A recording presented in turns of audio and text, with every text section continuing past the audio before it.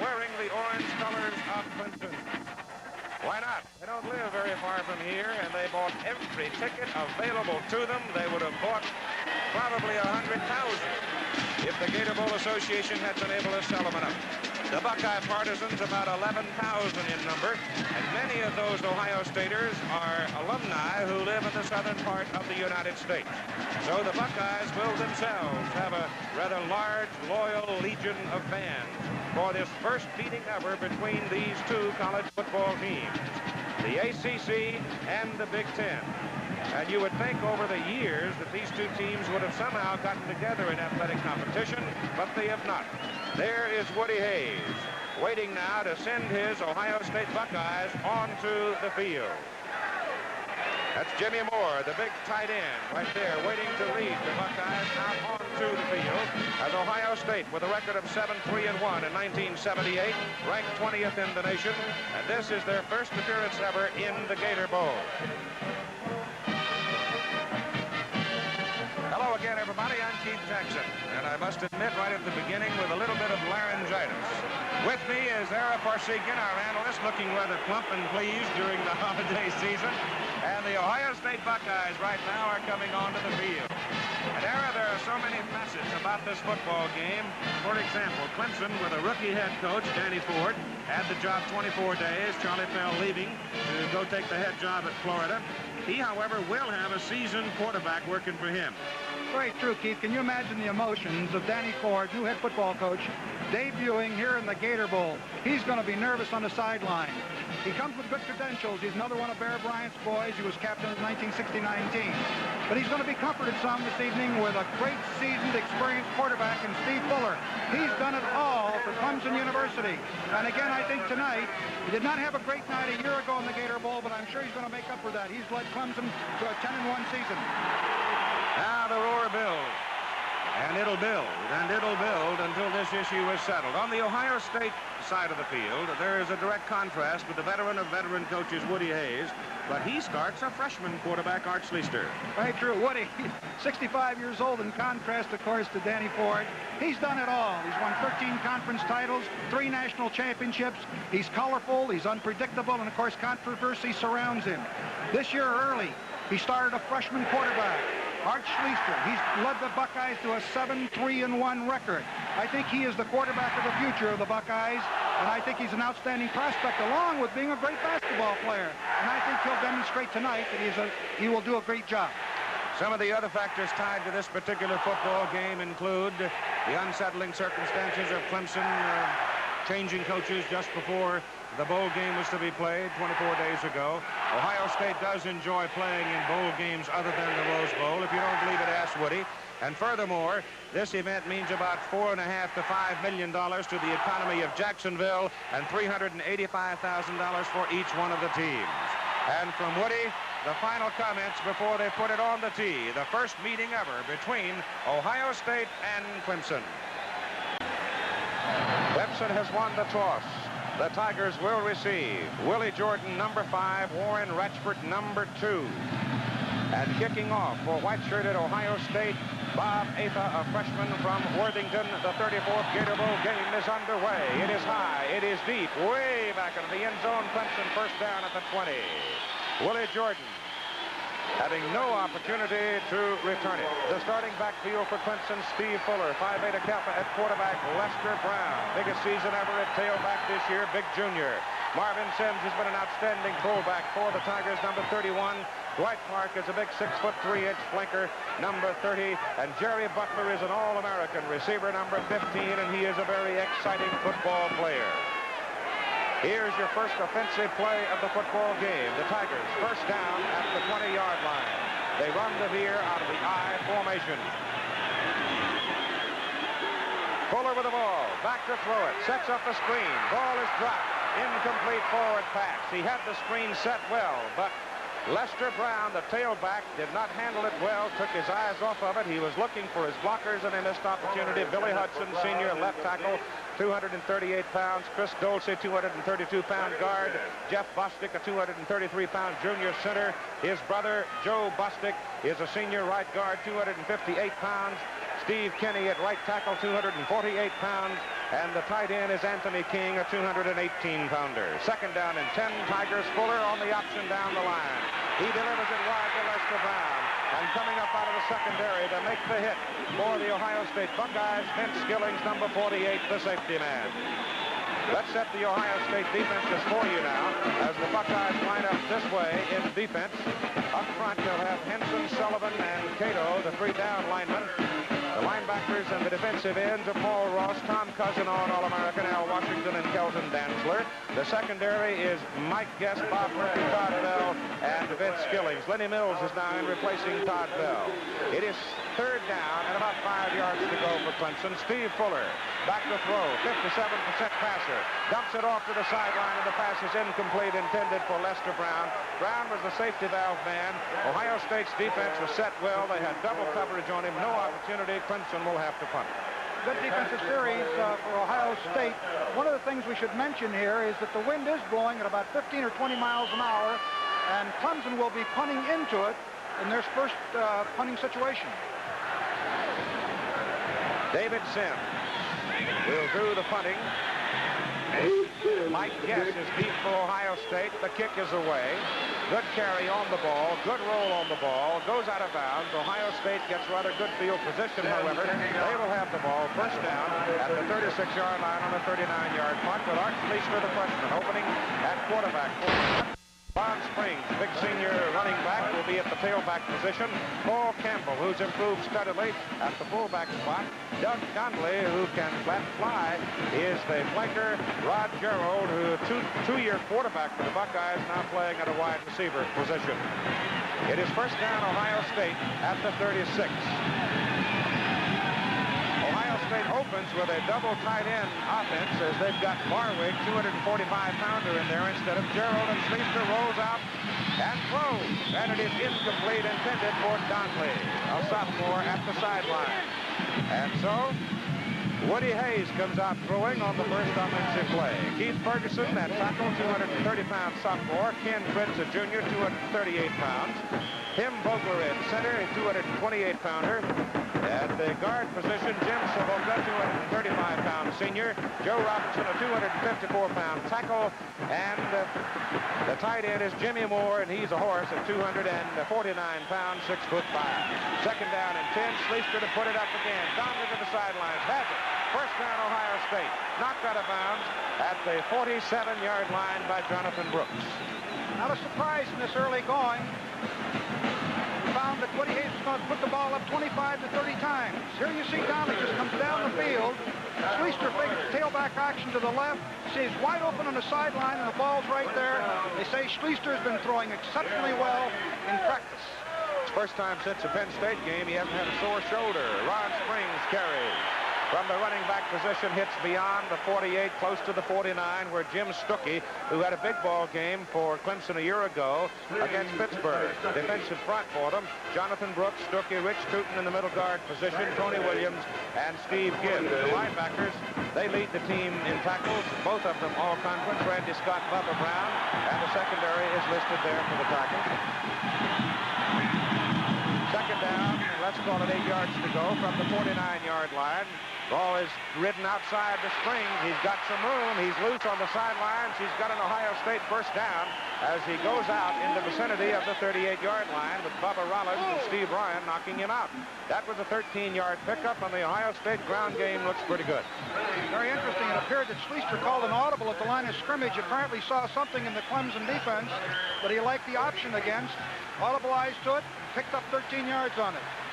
Nose of the football is just touching the Clemson 38-yard line. First down, Buckeyes. Out of the I formation, Schleister gives the ball to the fullback, and Campbell rides it into the middle close to the 35. 72,011, and there's a big battle going on up front that'll be very important.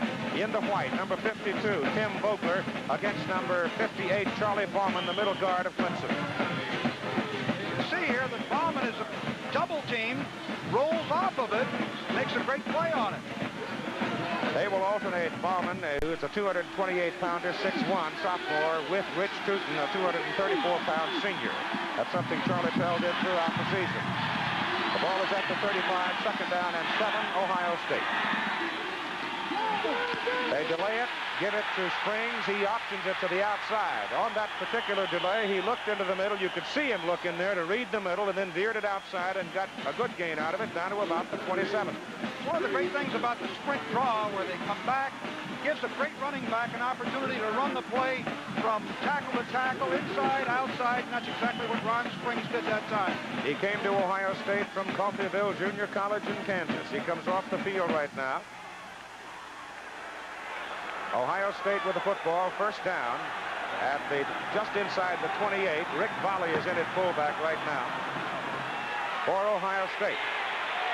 And the gain is inside the 25 of Clemson to about the 24, with Schleister carrying the ball. Rex Varn making the tackle for Clemson.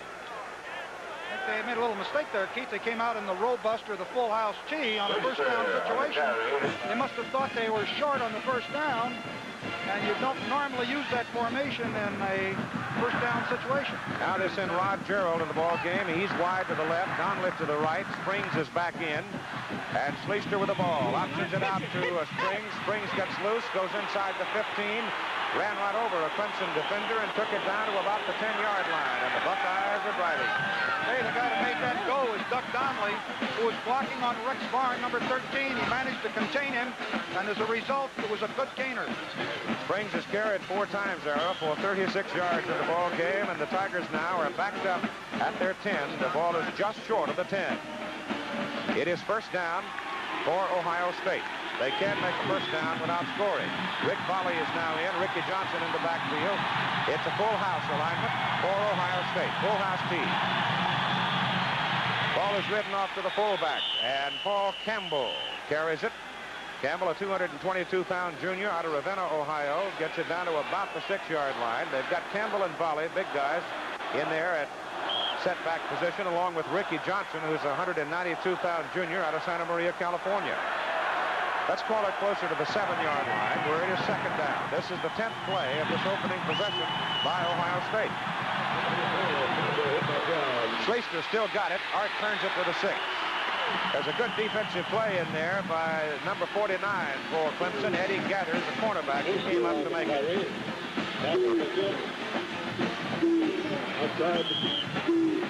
Outside the 5. The Tigers with the Tiger Paws all over their helmets.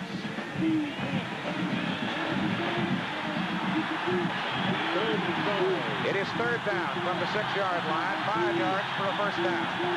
6 yards for the touchdown. Schleister keeps it, turns it, dives. He's hit hard at the 2.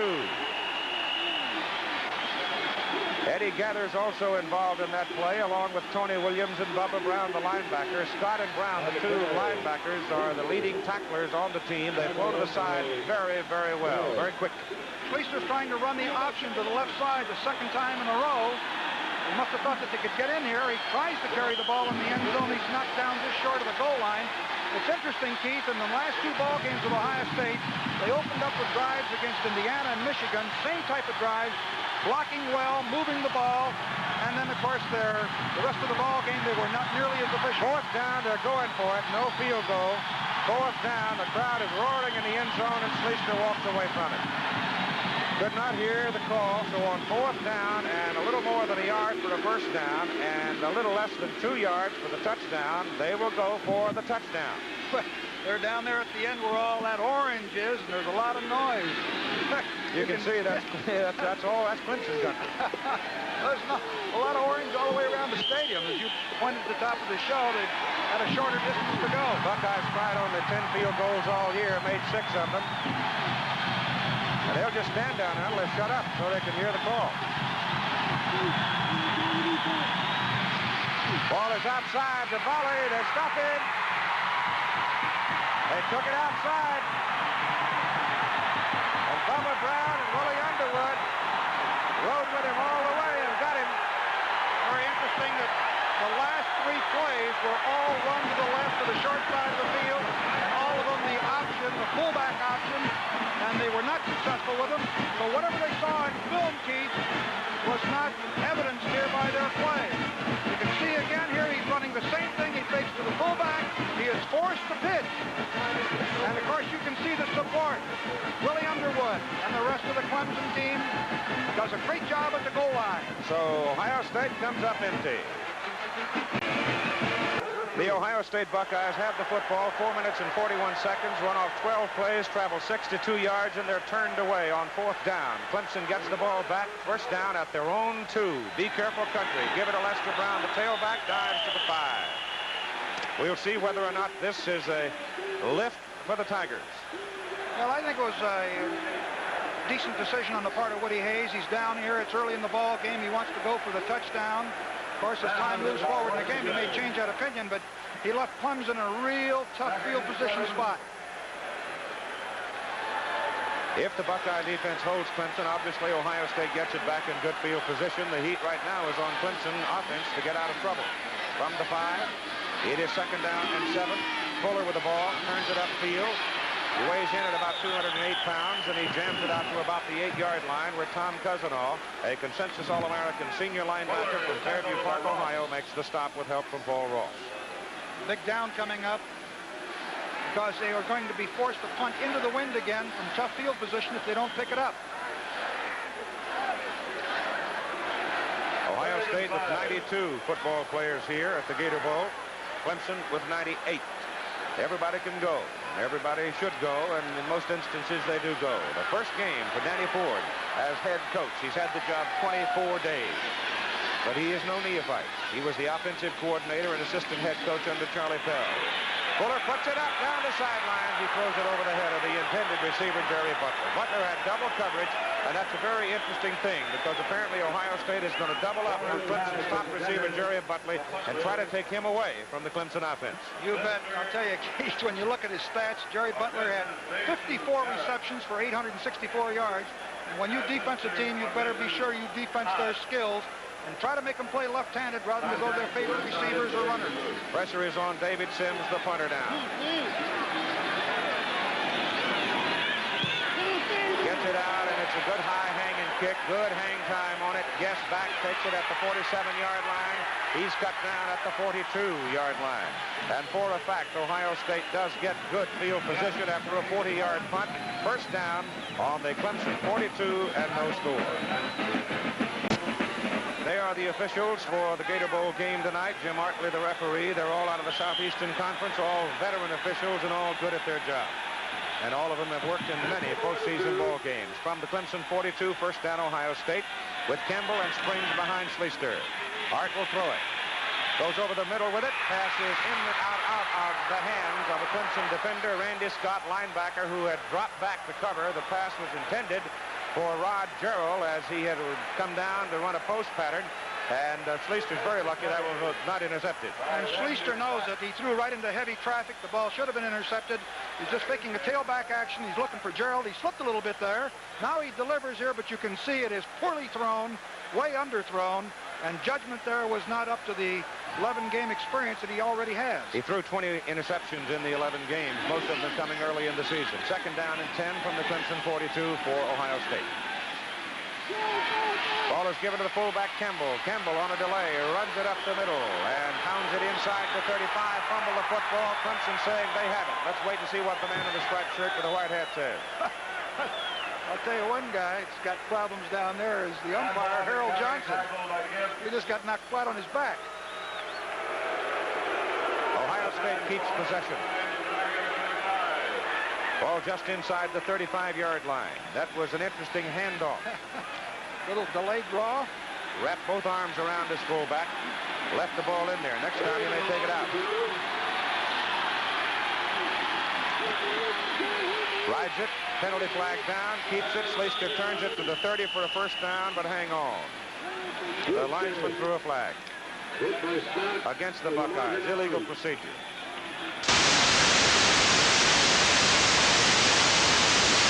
First down on the play, and that's the kind of mistakes that you want to avoid, particularly when you're in 4-down area and you're on a drive.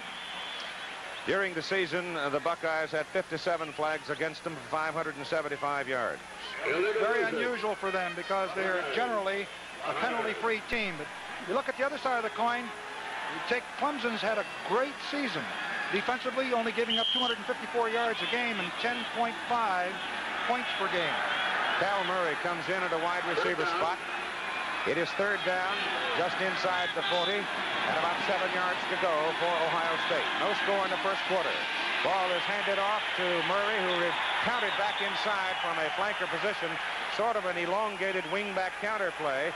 His knee, however, touched the ground short of the 40-yard line. The ball will be put back at the 41, and it'll be fourth down, Ohio State, and 9.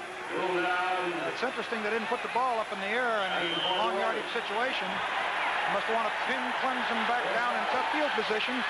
And if the Tigers can get by this quarter, they'll pick up the win and maybe improve the field position that they have been suffering. Willie Jordan is going deep for Clemson. Tom Orris will do the punting for Ohio State, averaging better than 40 yards per kick. No pressure. Orris shoots it for the corner. It's a good kick.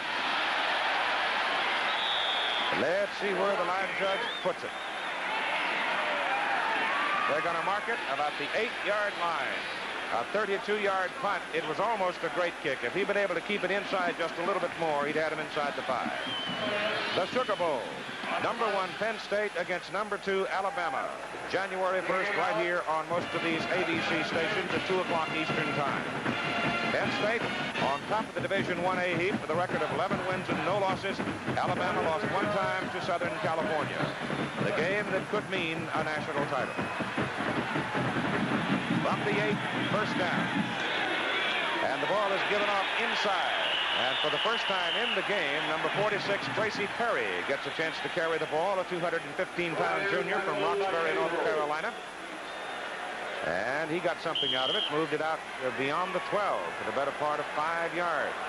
Close to the 13, second down and 5. Second and 5. Brown is the tailback. Danny Ford intensely watching on the sidelines. Steve Fuller on the option, hands it off again to Tracy Perry. Perry gets it to the 14-yard line. That leaves him short of his first down with third coming. Clemson Ball Club has been an explosive team during the course of the year. And I think when they get field position, they'll open up a little bit more. They average 436 yards a game. But they've been in a tough spot here in the first quarter. Those are tiger paws on that cheerleader's face. In fact, I think everybody in orange has got a couple of tiger paws painted somewhere on their anatomy. Third down and 4.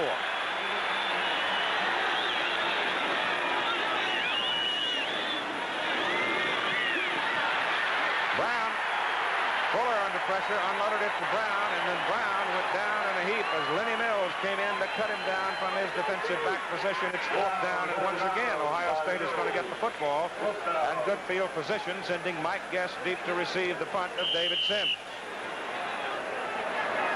So the Clemson ground game has not moved. As a matter of fact, the Clemson offense hasn't moved yet. They're going after it, looks like. Kick is away. Under that much pressure, not a bad kick. Gets a pretty good roll out of it. The ball's going to roll up around the 45-yard line where it'll be dead. And Ohio State will have it, but they're still playing on Clemson's end of the field after that 32-yard punt. 4:43 to go in the first quarter, and there is no score. Football is a collision sport, but a little bit of thespian doesn't hurt sometimes. Watch David Sims, the punter. He's going to need to work on that. Oh, you're really hitting hurt. Well, he at least begged his case. Right. At the 45 of Clemson, first down, Ohio State. Schleister with the ball, comes down with it on the option, gets to the outside, and runs it down to the Clemson 36-yard line, close to a 9-yard pickup before Bubba Brown brought him down. Here's a look at this young freshman. Well, he's adding on to the 520 yards that he gains this year, and he really looks like a more experienced, seasoned, poised kid right here. In the option, he puts it away. See, the field's a little bit slippery, but really good. The fact that it rained an awful lot during the week. Ball is loose. Ron Springs dropped it, but fell on it at the 40. Here's a piece of sports information that I think will get your attention. Look at that. In overtime tonight at Madison Square Garden, Ohio State beat top-ranked Duke in basketball 90-84. I don't know if it's an omen or not. Third down, 5. Schleister to the outside, to a first down, and down to the Clemson 31. Willie Jordan, number 5, out of the secondary, getting some help from Steve Ryan. It's interesting that Ohio State has run the option to their flanker side with great success. And down at the goal line, they elected to stay in a tight T, 2 tight ends and full house backfield. Rod Jarrell has come trotting off the field, sort of holding his right arm as if it's been shaken a little bit. Springs is out of there right now. Ricky Johnson replacing him at tailback, and he's got the ball. Ricky Johnson is stood up pretty well by Bubba Brown, linebacker number 47.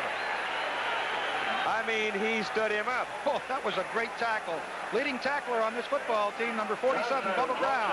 Watch him come across and make the picture tackle. Braces himself, legs up under him, and he really takes Ricky Johnson back. Bubba's not that big, 206-pound junior from Loudon, Tennessee. It's third down now. Inside, Paul Campbell, the fullback, runs into Jim Stuckey, and he gets something out of it, but not enough to write home about. So it's going to bring up third down and pretty long here for Ohio State. Third down at about 7, maybe 6, give or take a half a yard. The football is resting just inside the Clemson 28-yard line. Rod Jarrell is wide to the top of the picture.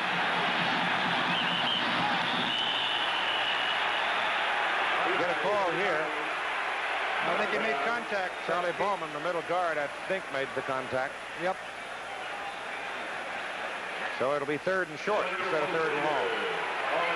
Let's take a look and see. He comes across. Well, he didn't appear to make the contact there. Procedure call, encroachment. Yep.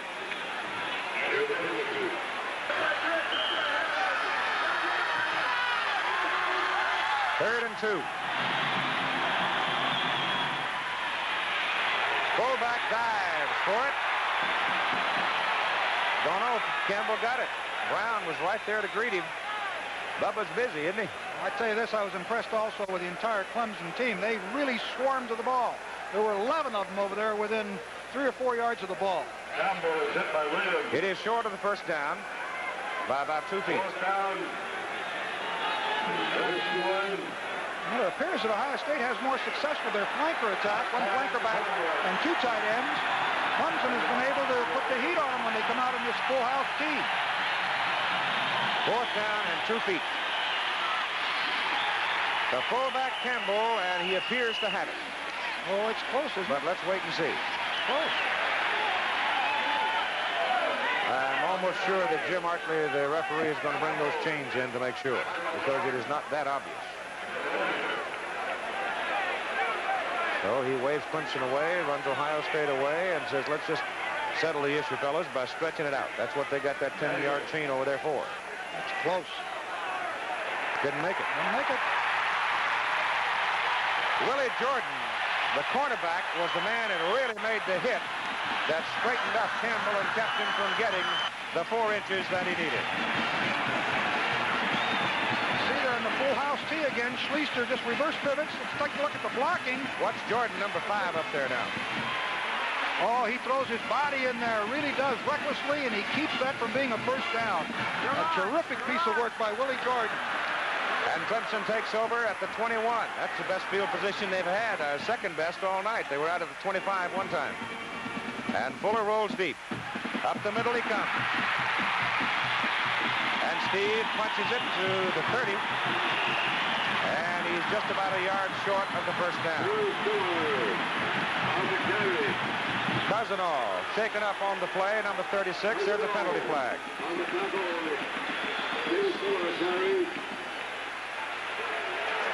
Woody Hayes remonstrating with one of the officials on the sidelines. Penalty is going to go against Clemson. That's Cousinall, and Tom got up pretty slowly after the hit. I tell you, he's some kind of football player. All-American, 2 or 3 years.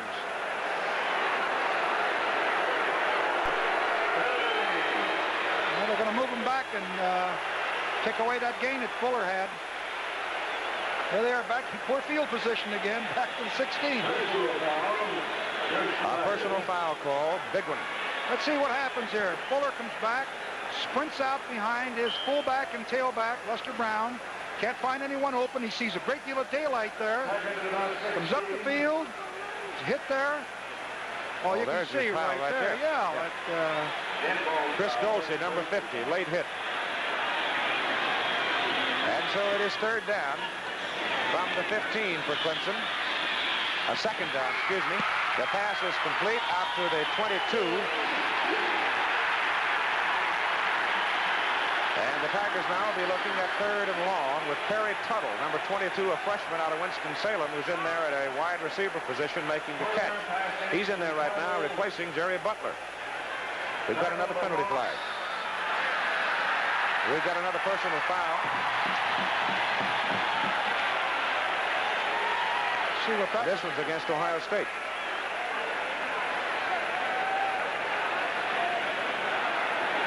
Yep. So on second down and about 18, the pass completion plus the personal foul call, and the football is moved all the way out to the 37-yard line, where it's a first down for the Clemson Tigers. See if we can see what happens. This is the same play to the right. You can see the two lead blockers coming. Sims and Brown. He throws the ball. Let's see where the penalty comes. I think it was a helmet that came in. Looked like spearing, yeah. Yep. Fuller has the ball, goes over the middle, and it is incomplete. Pass intended for his flanker, Dwight Clark, number 30, cutting across the middle. Big 6'3", 212-pound senior out of Charlotte, and he was open. The pass was just a little bit too high for him. It's interesting the difference between the receptions by Jerry Butler, their split receiver, as opposed to Clark. Butler was 54, and Clark has only had 10. Butler is now to the left side, back in the ball game. Clark left. Option. Loose football. Lester Brown covers it. Loss on the play. Back to the 32. It was a weak pitch. Ball never got to the trailing halfback. Actually, he wasn't trailing either. He was almost in a posture of having a lateral thrown to him. Thus far, we've seen some great defensive work by both teams, particularly Clemson in goal line situations that have been very important and kept the Buckeyes from scoring. I'll tell you one thing, though, Aaron. You can't sit out there and let your defensive team play that much, and Ohio State beat on you all night. Sooner or later, they'll wear you down. Well, Clemson's a big play outfit, too. Errol Dawkins is in at tailback now, and it's third down and 17 as Fuller sets to throw. Goes over the middle with it. The pass is deflected at the line of scrimmage. The pass was intended for Clark, never got there. He was open, too. The defensive line, whoever deflected that ball, kept that from being a first down.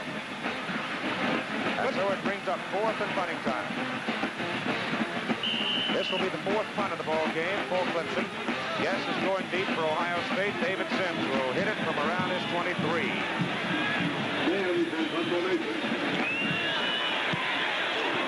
Good kick. He hit it into the north wind.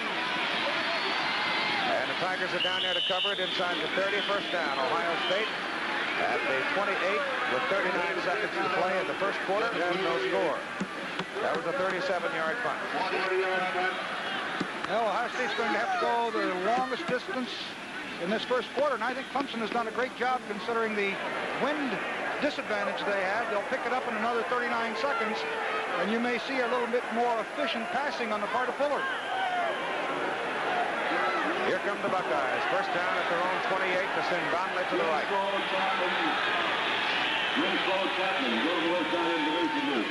Ball is handed off to the tailback, Ron Springs. Springs is nailed at the 30. And coming underneath the pile, Randy Scott, the left linebacker, number 35. Well, there's a lot of quickness on that Clemson ball club. They react well, and they're impressive thus far. Gain of a couple, second down, 8 coming.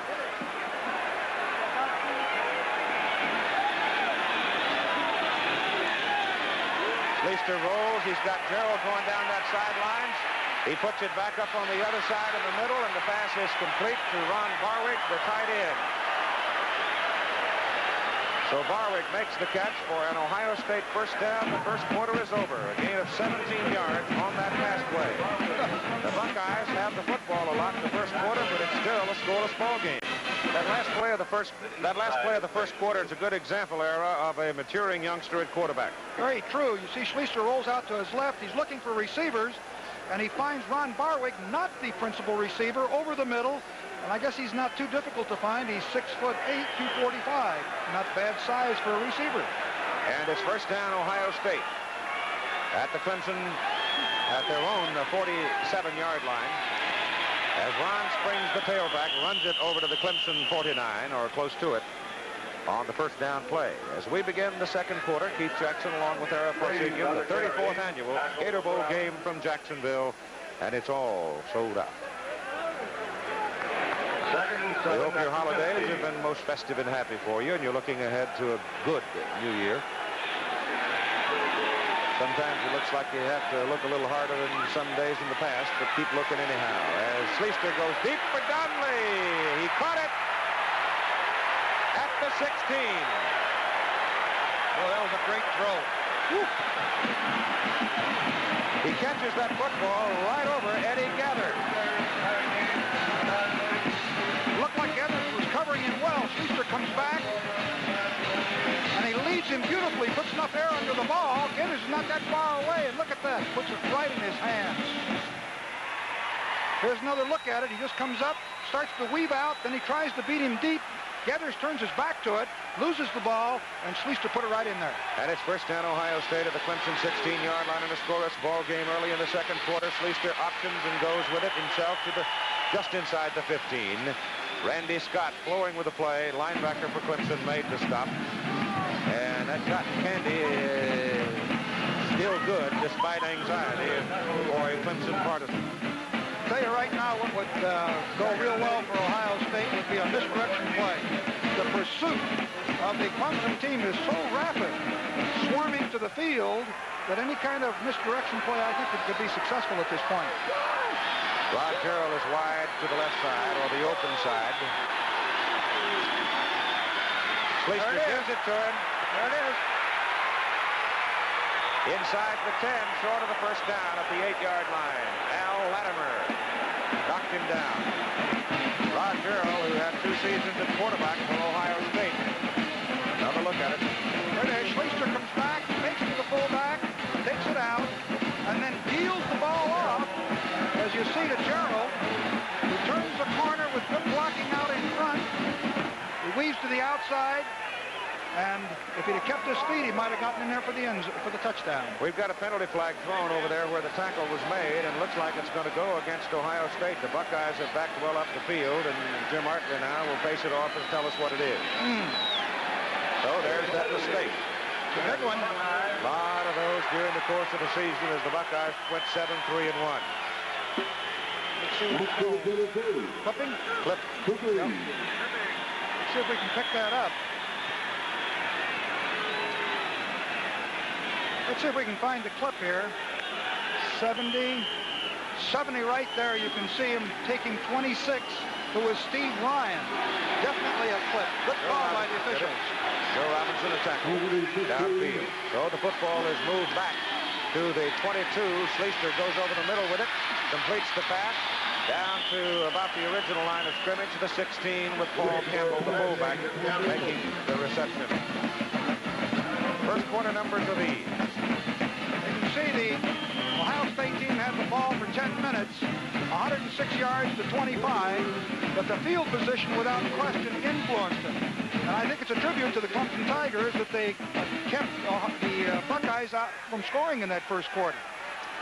It is third down and 10 from the 16 for Ohio State. The Clemson 16.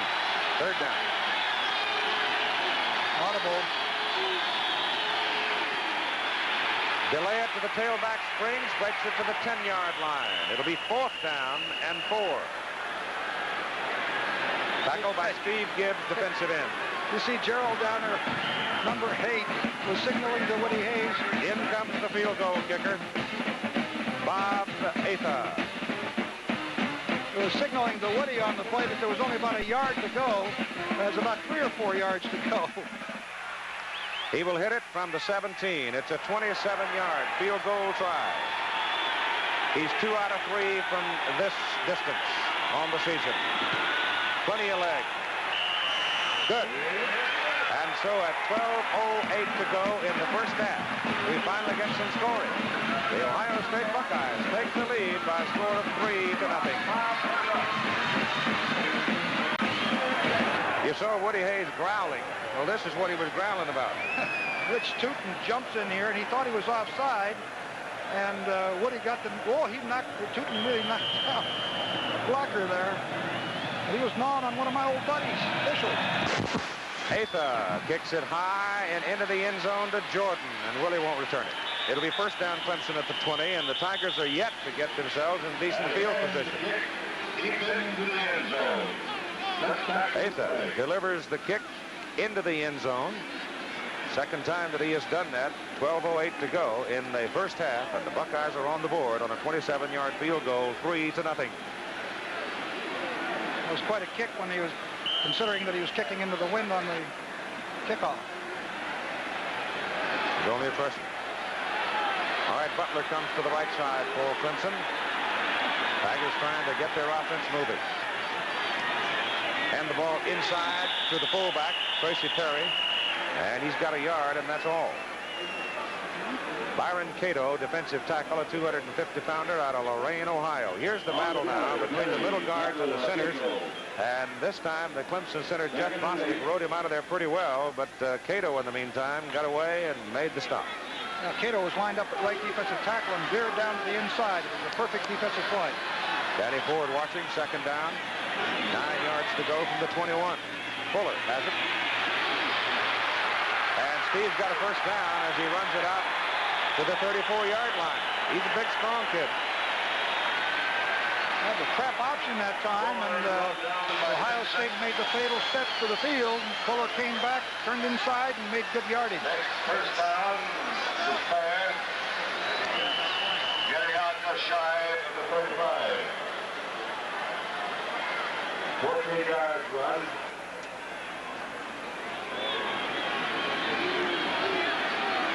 Clock running, 11:10 to go, first half. First down, Clemson, just short of the 35.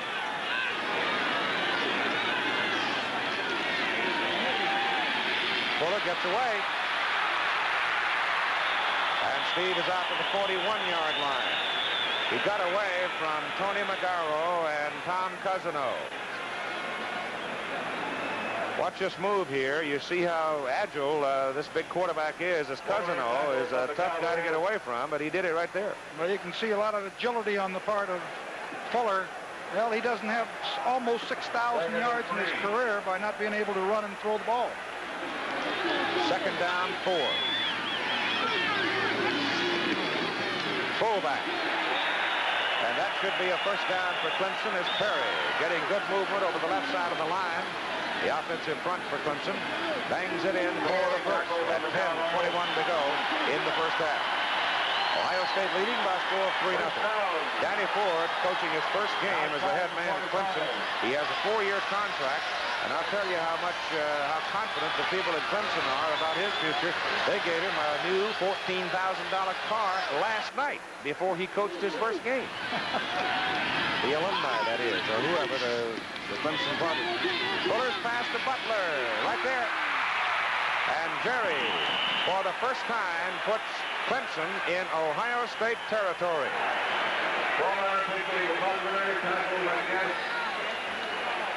The other games that have been played in this postseason, the Garden State Bowl, Arizona State beating Rutgers by a 34-18 score. 8 of 7, second and 3. East Carolina over Louisiana Tech in the Independence Bowl.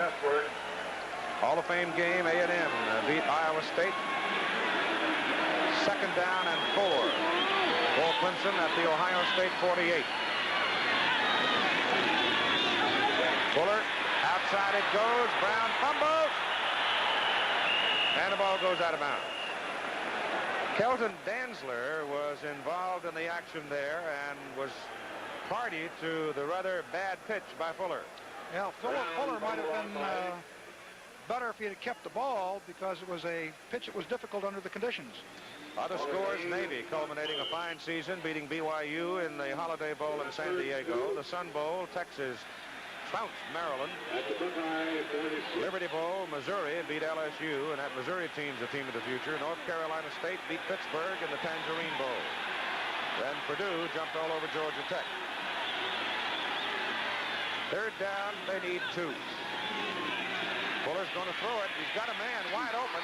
He hits Butler. He had a man deep and a man short. He took the deep man, Butler. Jerry made a fine catch falling down. It's first down Clemson at the Ohio State 32. Butler has now caught a pass in 35 consecutive games. He made his second reception there. He had good protection, and the sprint out pass has been very, very successful for Clemson during the entire year. He just rolls out, the tight end slides into the flat. The curl comes. He had both guys open. No coverage. Tell you something. If he doesn't fall down, he might have scored because he is so quick. And he had about 4 yards in which to work. They give it to the fullback. And they power it inside the 30 to the 28-yard line with Tracy Perry carrying. And the rest of the scores include the Fiesta Bowl, where UCLA and Arkansas play at a 10-10 tie. So those are the games that have been played up to this time. The Blue-Gray game was played today up in Montgomery, and South won that one over the North. It's second down and 5 yards to go. From the Ohio State 28, Clemson is on the move for the first time in the ball game. And the fullback Perry is inside the 25 to the 24. He's going to be a yard short of his first down. Tigers now are beginning to move some between the tackles. Well, they've had a good drive here. And I don't know whether it's the assist of the wind or not, but they're moving downwind, both running and passing. The temperature when we started was about 50, and they don't figure it's going to get any colder tonight. Handed off this time to the tailback. And the try for the first down is going to be very close. They had to go just inside the 23, and I'm not at all sure they made it. Because the Buckeyes stacked it up pretty well with Harold Goggins carrying. Signaling fourth down. Yeah. They went on a quick count that time, but Ohio State was ready. Fuller comes up, and he wants to know exactly how far he's got to carry the ball, so he calls for the measure. And you can see that Danny Ford has picked up some of the traits of Frank Howard. Frank Howard, 30 years a coach at Clemson. Danny played and coached under Bear Bryant. But I refer in the main to that little wad of chewing stuff he's got tucked away in his jaw. It's a habit that Uncle Frank practiced at Clemson for 30 years. He's going. On fourth down, they'll go. With 7:23 to go in the first half. Lester Brown is back at tailback. Marvin Sims is the fullback. They give it to Brown, first down. Big hole over the right side. Oh, boy, good blocking on Bostic and Kenny really opened it up. And the two fullbacks, Sims and Perry, went right in behind him, and they really blew it open. The right side of that line, that Kenny Bostic really moved him out of there. There's no question about that. And it's first down Clemson at the Ohio State 20-yard line. This is the 11th play in this Clemson possession, a drive that started back on their 20. Buckeyes lead 3-zip. Fullback, hit and spinning, Perry to the 17. Tony Magaro, number 90, a linebacker, made the hit for the Bucks. Ohio State's moving the nose man over the strong side guard, and kind of a stacked situation, a defense that a lot of teams use this year very successfully, and it's very difficult to run against. Let's see whether Fuller goes to the air here. Second down and 7 from the Ohio State 17. Option, turns it. Fuller inside the 10. First and goal to go Clemson at the Ohio State 9.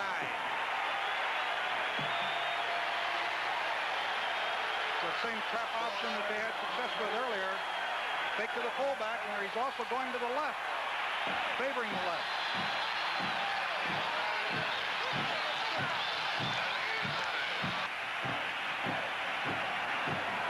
First down and goal to go at the Ohio State 9. Butler to the right. Perry and Brown are the deep backs in the eye. Fuller fights it to the 4. And he really had a fight because doesn't know how to hold of it. Two good football players going against one another.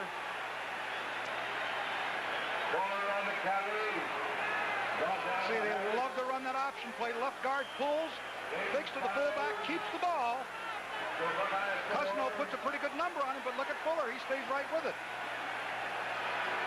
Fuller now needs one more yard to reach 6,000 in his career. Second down, goal to go from the 4. Fuller with the ball. Touchdown.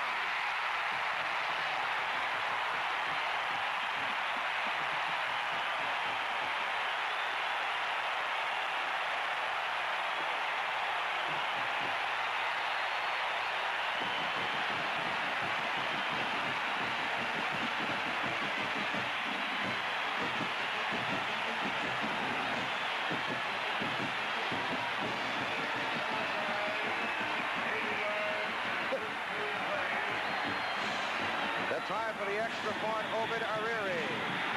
It is good. With 5 minutes and 3 seconds to play in the first half, the Clemson Tigers, dormant in the first quarter, march it 80 yards and take a 7-3 lead. Well, all the Tigers are dancing and prancing, and for this generation of Clemsonites, it is their first touchdown in the Gator Bowl. They were held at 3 points by Pittsburgh a year ago. They used 7 minutes and 5 seconds in a very impressive drive. We'll have the kickoff now for Clemson, and deep to receive it will be Kelvin Murray and Doug Donnelly. Ariri hits it, hooks it to the sidelines. It's fielded over there by Murray. Donnelly, rather, and Doug Donnelly comes out across the 20 to the 22. So here comes Ohio State from their 22, trailing now 7-3. Coming up on Monday, Penn State and Alabama. If Penn State, the only undefeated team in Division 1A, wins that ball game, you have to assume that Penn State will be voted the national champion. If Alabama should win the ball game, we may very well have to wait for the polls to decide the issue early in next week. But whatever, it shapes up as one of the great football games of this decade, and only the 5th time in postseason competition since they started keeping polls that we have been able to match up 1 and 2. And you'll see it right here on ABC. All right, Schleister turns around and gives the football to the up man, the fullback out of the eye, Paul Campbell. And Campbell hits out for a couple of yards, maybe 3 to the 25. And the clock runs at 4:45 to go in the first half. Clemson took a lot of time off that clock in that second quarter with that great drive.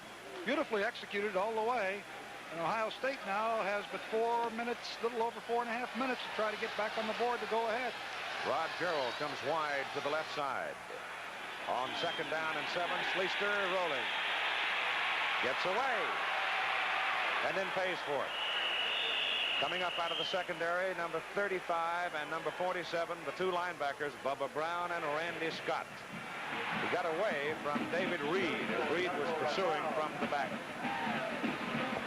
Coming up at halftime, Ara, we have a look at the 2 principals in that big Sugar Bowl game, Penn State and Alabama, on our Fireman's Fund feature.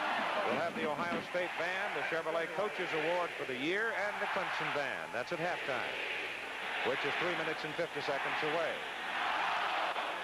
Third down, a half a yard for the first down, handed away to the fullback, and he pops it on through there, and it'll be first down Buckeyes out around the 34-yard line. And that's the down and distance that they've had the problem with. There's Steve Fuller.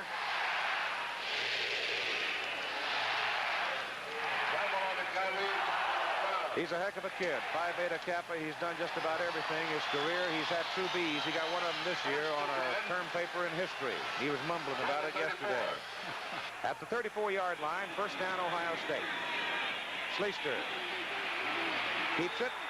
And tripping him up, number 35, Randy Scott. Well, I tell you, 212-pounder Scott, 206-pounder Brown. They lead the teams by a very wide margin in total tackles for the season, and they are active. They really are. You look at the statistics, you can't believe it. They're not that big, but boy, can they move. And they lead by far in the tackling, and you can see why here just in the first quarter and a half, a little over quarter and a half. I haven't really had a chance to sit down and study him, and it's pretty hard to do with the ball game going on. But looks to me like they gamble some too, Aaron. Yes, they do. Second down and 7. And Schleister wants to throw. He throws. He's got a man wide open. His fullback, Campbell, coming out of the backfield, was lonesome. He was so open. They had a little trap bootleg type action in there. Schleister came around. He really hid the ball well because the defense did not know where it was. Let's take a look. Watch him. He reverse pivots, fakes to the halfback coming back inside. The fullback slides into the flat. He's wide open. But Campbell falls down. Otherwise, he'd have made a few more yards. At number 9, making his first appearance of the game, Alvin Taylor, a junior out of Newport News, a flanker. Schleister back to throw it again. Hums one. Pass complete. Thrown right into the sidelines to Rod Gerald, the man that Schleister replaced at quarterback. And he's a tough little guy when he gets out into that secondary. You get Schleister faking to the field and then getting the one-on-one on the backside to the short side, and he can really drill that ball. He's 6 out of 8, 89 yards. With 2 minutes and 13 seconds to play, we get a whistle from the officials as they stop the play. Want to make sure the ball is lined up apparently properly. The football is sitting at the Clemson 43-yard line, where it is second down and less than a yard for the first down.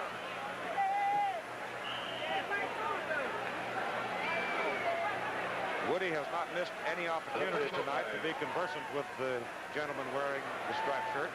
You know who that fellow is? The fellow I was in the Navy with 30 years ago or more. Butch Lambert, coached in the Southeastern Conference for years. Or rather, officiated. Now we get a timeout, and apparently it's... No, I guess not. They just send everybody back to their respective positions and get themselves organized and have everything orderly, and now we're ready to go. There we go. Second down short for the first. Schleister's going to go deep with it. He's got a man wide open. Barwig, he's got it. He's down at the 9, the 8. First and goal to go, Ohio State. On second down and less than a yard, the young quarterback took it deep and succeeded. Well-executed play.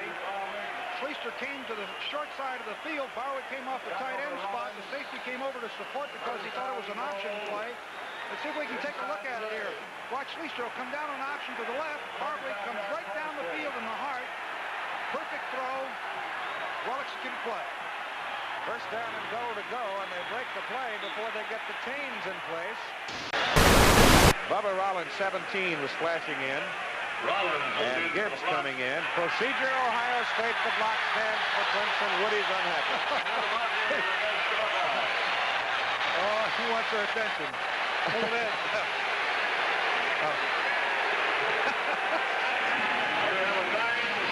He's in the ball game.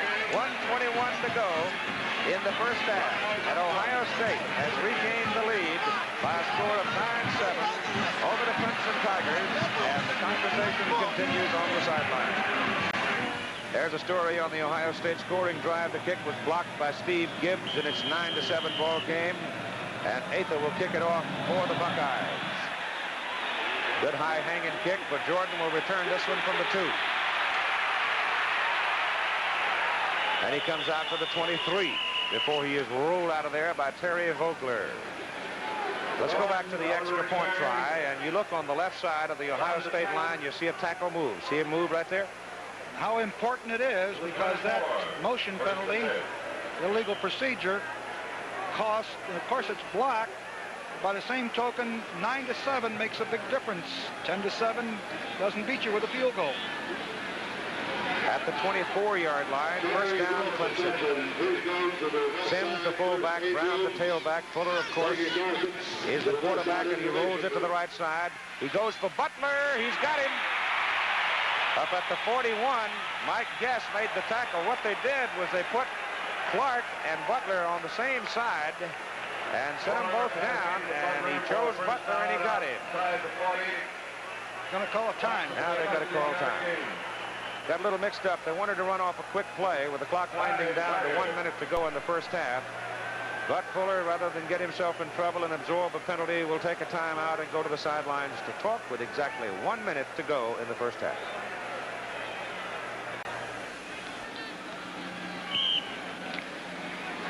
Nine-7 ball game with a minute to play. Here in the second quarter, Ohio State 9, Clemson 7. First down, Clemson just beyond the 40.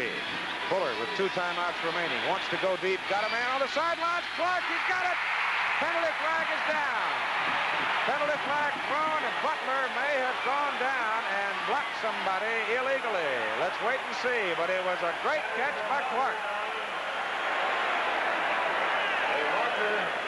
On the play. Let's see what it was. They threw the flag, pointed at Butler, and it's offensive interference. And here's what caused the trouble. That's Skillings, 48, coming down, and sure enough. Oh, yeah, he was going to the ball. The ball was in the air, I believe. And a 39-yard pass completion is wiped out.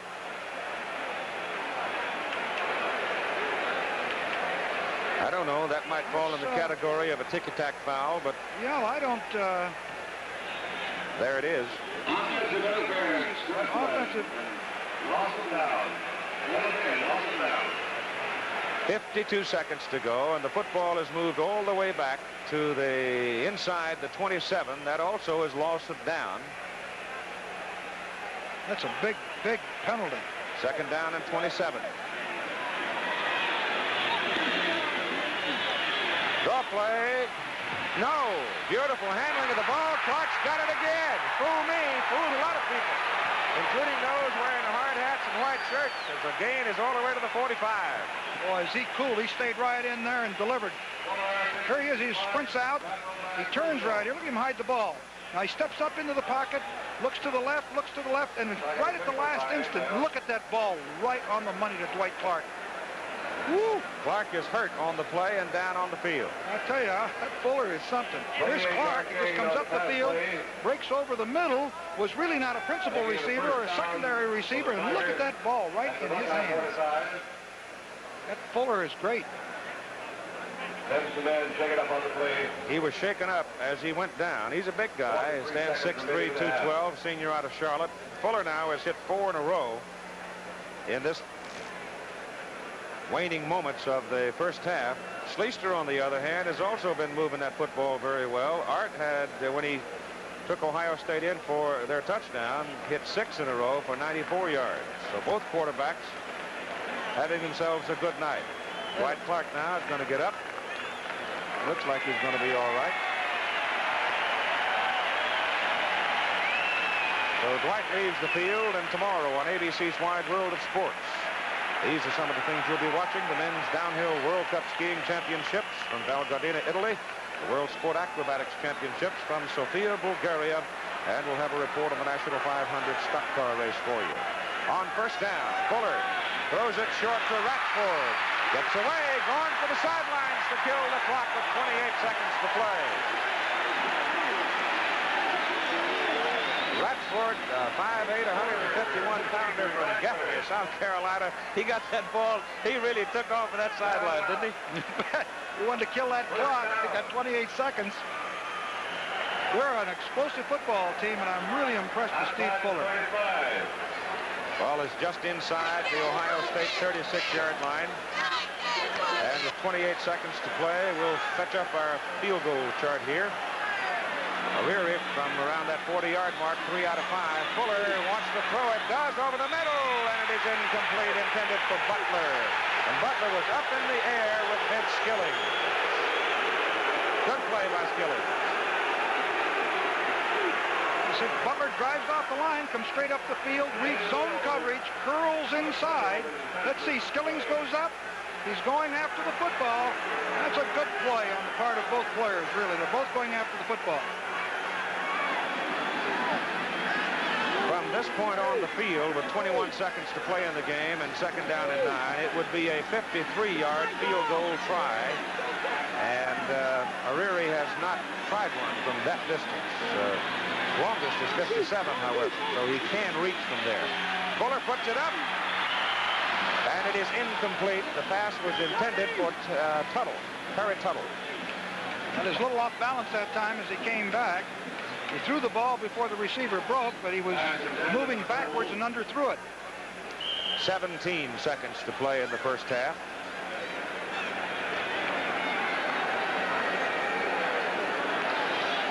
Dwight Clark has hurt a shoulder, but he seemed to be in pretty good shape when he left. Just inside the 36, it's 3rd down and 10 with 17 seconds to play. Throw it to the fullback, and Marvin Sims runs the ball to the 30, and that will bring up 4th down with 10 seconds to play, and Clemson spins a timeout, and obviously they're thinking field goal as Obed Ariri will now come in and try his leg. His career longest, 57 yards against Wake Forest in 1977, which tied an ACC record. The longest this year was a 49-yarder against South Carolina in the final game of the season. So number 1, Obed Ariri is on the sidelines waiting to be sent into the ball game by Danny Ford, his coach, and here he comes. He is from Nigeria. He is a junior, 5'9", 145-pounder. And he is obviously a sidewinder, soccer style. You see there, he's hit 13 out of 24. Billy Lott is the holder. It's a 47-yarder. Would equal... It's long enough. It's good.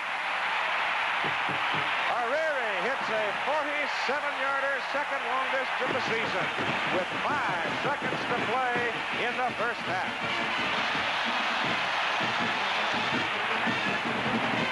Here's a little Tiger rag for you.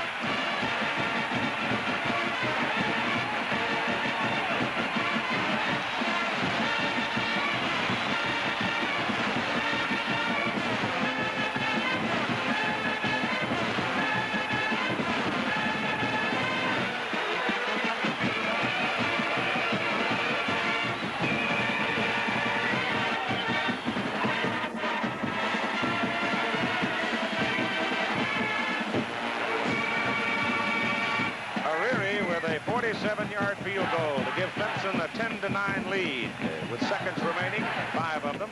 He set the Gator Bowl record last year for Clemson's only score with a 49-yarder. So we knew he had the leg. It was just a question. And he also, remember, had the wind at his back. But whatever, it counts. And he kicks that one out of bounds. Clock does not start until somebody touches it, so they'll back him up 5 and kick it again.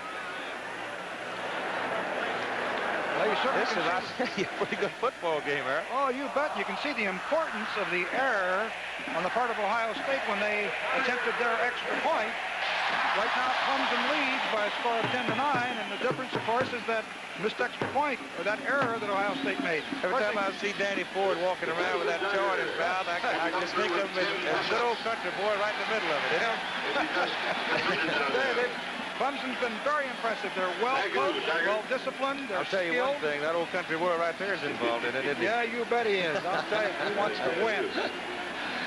All right, here we go. 5 seconds to play in the first half. This time Ariri hits it down the middle, a spinner. Pick it up, somebody. Calvin Murray with it. And Murray comes back up to the 26-yard line, and the clock runs out.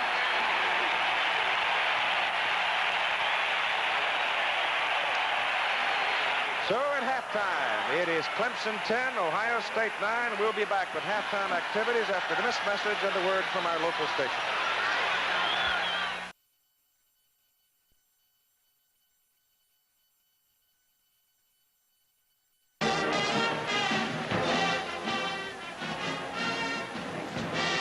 A cracking good football game in the 34th annual Gator Bowl, with Clemson leading by a score of 10-9 at halftime, and that lead established on Obed Ariri's 47-yard field goal.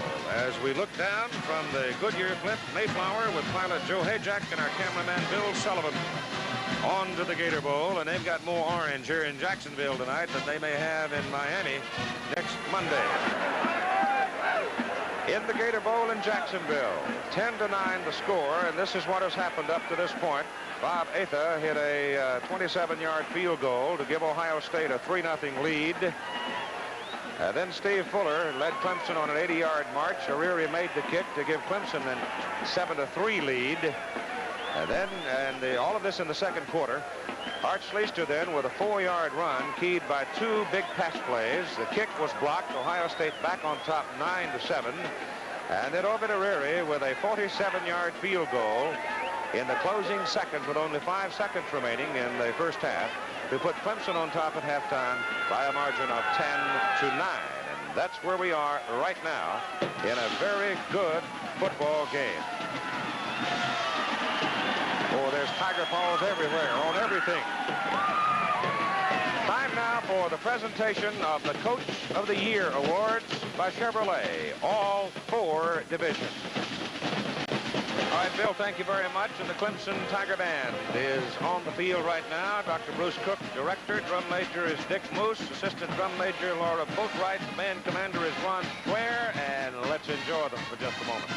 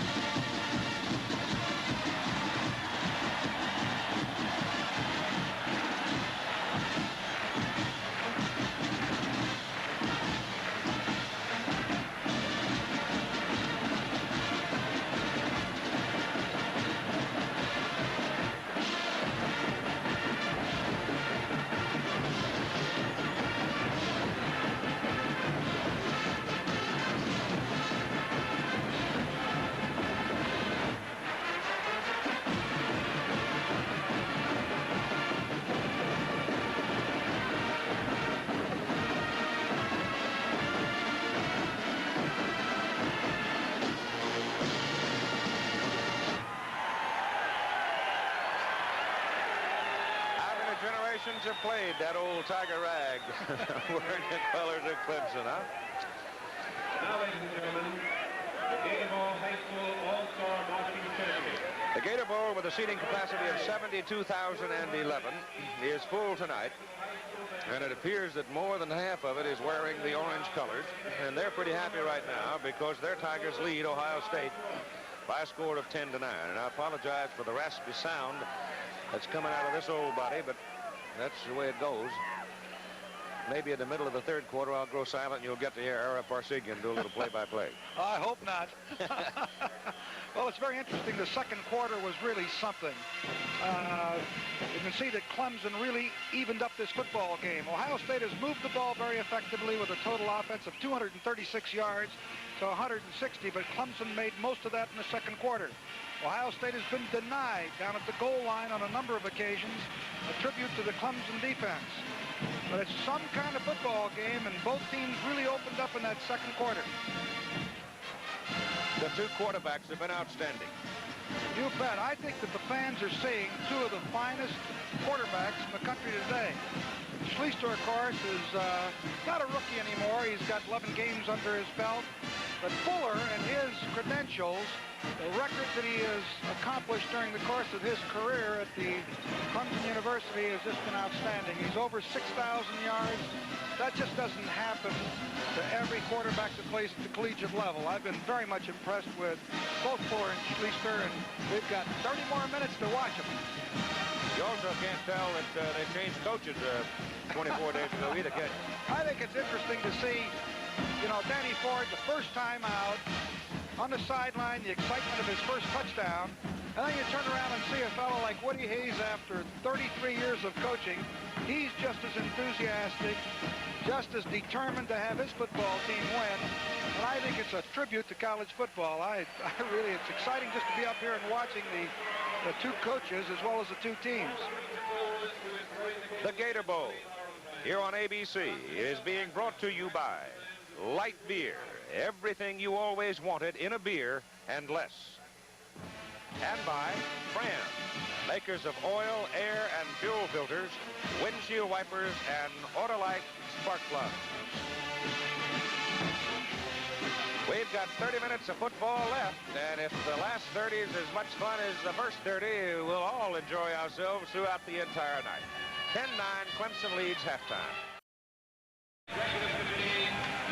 Halftime score 10-9. Clemson leading Ohio State. We're winding down now the halftime activities, including all-star high school band activity on the floor of the Gator Bowl. Despite the fact we had a rather decent rainstorm yesterday, field's very good shape. Outstanding. There's been very little slipping. I don't see any marring of the field at all. So the playing conditions have been very comfortable, overcast and a bit foggy.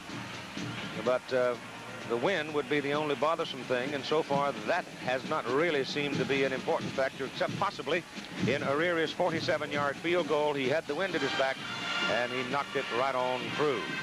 But Ara Parsegian, now that you've chewed away on a bucket full of that Southern fried chicken, have you seen anything that that you didn't expect to see, or did you? I tell you one thing that I was sort of impressed with late in the second quarter, where Fuller started to get Clark and Butler. He started to find them pretty deep. Yes, he did. I think the thing that's impressive about Clemson is that they're a big play offense. They were quieted down in the first quarter because of just difficult field position, but they demonstrated in the second quarter they can really move the ball. They're well coached. On the other side of the coin, I am firmly convinced that Ohio State and Woody Hayes really wants to win this football game. A year ago, they did not perform that well in the Sugar Bowl, but this is they really win, and I think that was demonstrated here by both coaches and the emotion that they showed when both their teams scored, and the disappointment they obviously evidenced when they were scored upon. And the Tigers now are coming back into the stadium.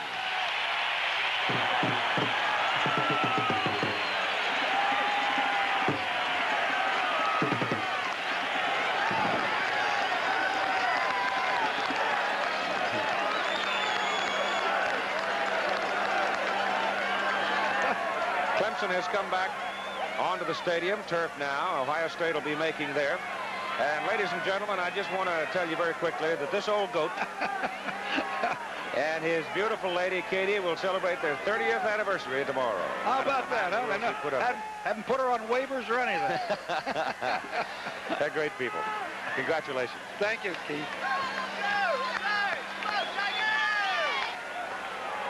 About time for the third quarter of play.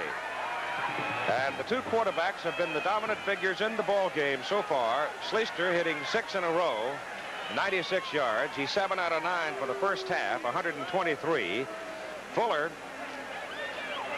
6 out of 14 for 80 yards. And in one stretch, he hit 5 in a row, and then he went 5 out of 8 for 74 yards in the second quarter. So the two quarterbacks have been very prominent, but I suspect before this game is done, we'll see some more big plays because of people like Fuller, Butler, because of people like Schleister. And you saw Barwig get open. Now, he's a great big target, and one of the reasons we probably didn't have time to point out to you that Barwig going at 6'8", going downfield, working against 5'10" defensive backs, that's a pretty lopsided matchup. You get him one-on-one. Yeah, you bet. You try to cover a guy at 6'8", particularly when the ball is thrown well. You've got your hands full. And normally speaking, the secondary people are not that large because they have to have the speed and the quickness to both support the run and also defend against the pass. When you get a big tight end coming down there, you've got your hands more than full. There's the young man, Schleister, who has been working out with the basketball team, and once the football season is completed, and it will be as of tonight, he'll go back to Columbus and go to work in earnest and probably wind up as a point guard for the Buckeye basketball team. And that particular group of young athletes made some noise themselves tonight as they defeated Duke in overtime by a score of 90-84 at Madison Square Garden. So, and Keith, you know, in today's specialization, that's really unusual because there are great athletes and they can play both ways, but it's a rarity when you have a youngster that can throw the football, be a quarterback for his team, and also good enough to make the basketball team and play, as you say, a point guard. And being a football player under Woody Hayes, I'd almost bet you my thumb that he'll keep up his schoolwork at a pretty high level, too. That I'll guarantee you. Woody talked about that yesterday at the lunch, and here you see they're enthusiastic. This is an enthusiastic ball club. And, of course, so are the Tigers. And the Tigers have a 10-9 lead as we get ready to go. The Mayflower is carrying our ABC camera there with Joe Hedrick at the controls, is the newest blimp in the Goodyear fleet.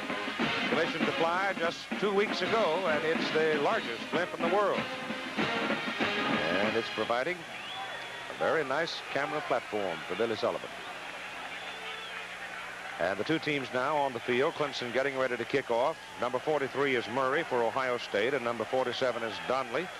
They are the deep men. Donnelly is, in fact, both of them sophomores. Donnelly from Cambridge, Ohio, and Murray from Woodbine, New Jersey. Obed Ariri from Nigeria is going to kick off for Clemson. Second half's underway. Obi hung that thing up there at the 1-yard line. It is Donnelly to the 21. Now let's have a look at the big guys who play up front defensively for Clemson. Jonathan Brooks is a senior left end. He's out of Saluda.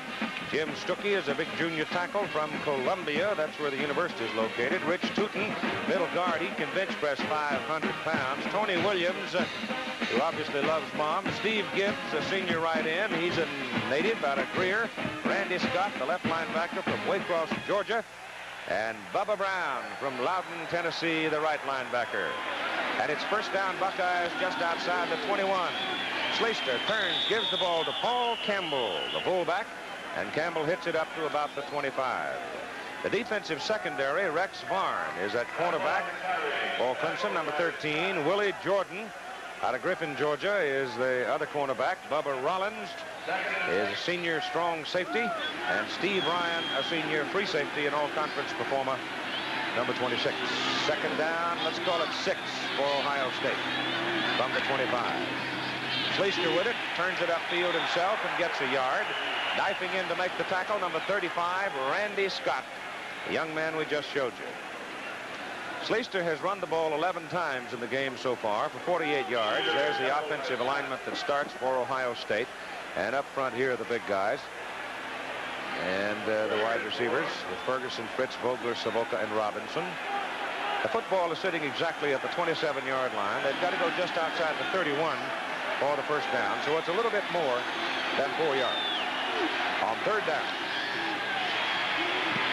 Murray at the sidelines. He's caught, dragged down. It's Donnelly at the sidelines. Caught and dragged down. And making the play is Rex Varn, number 13.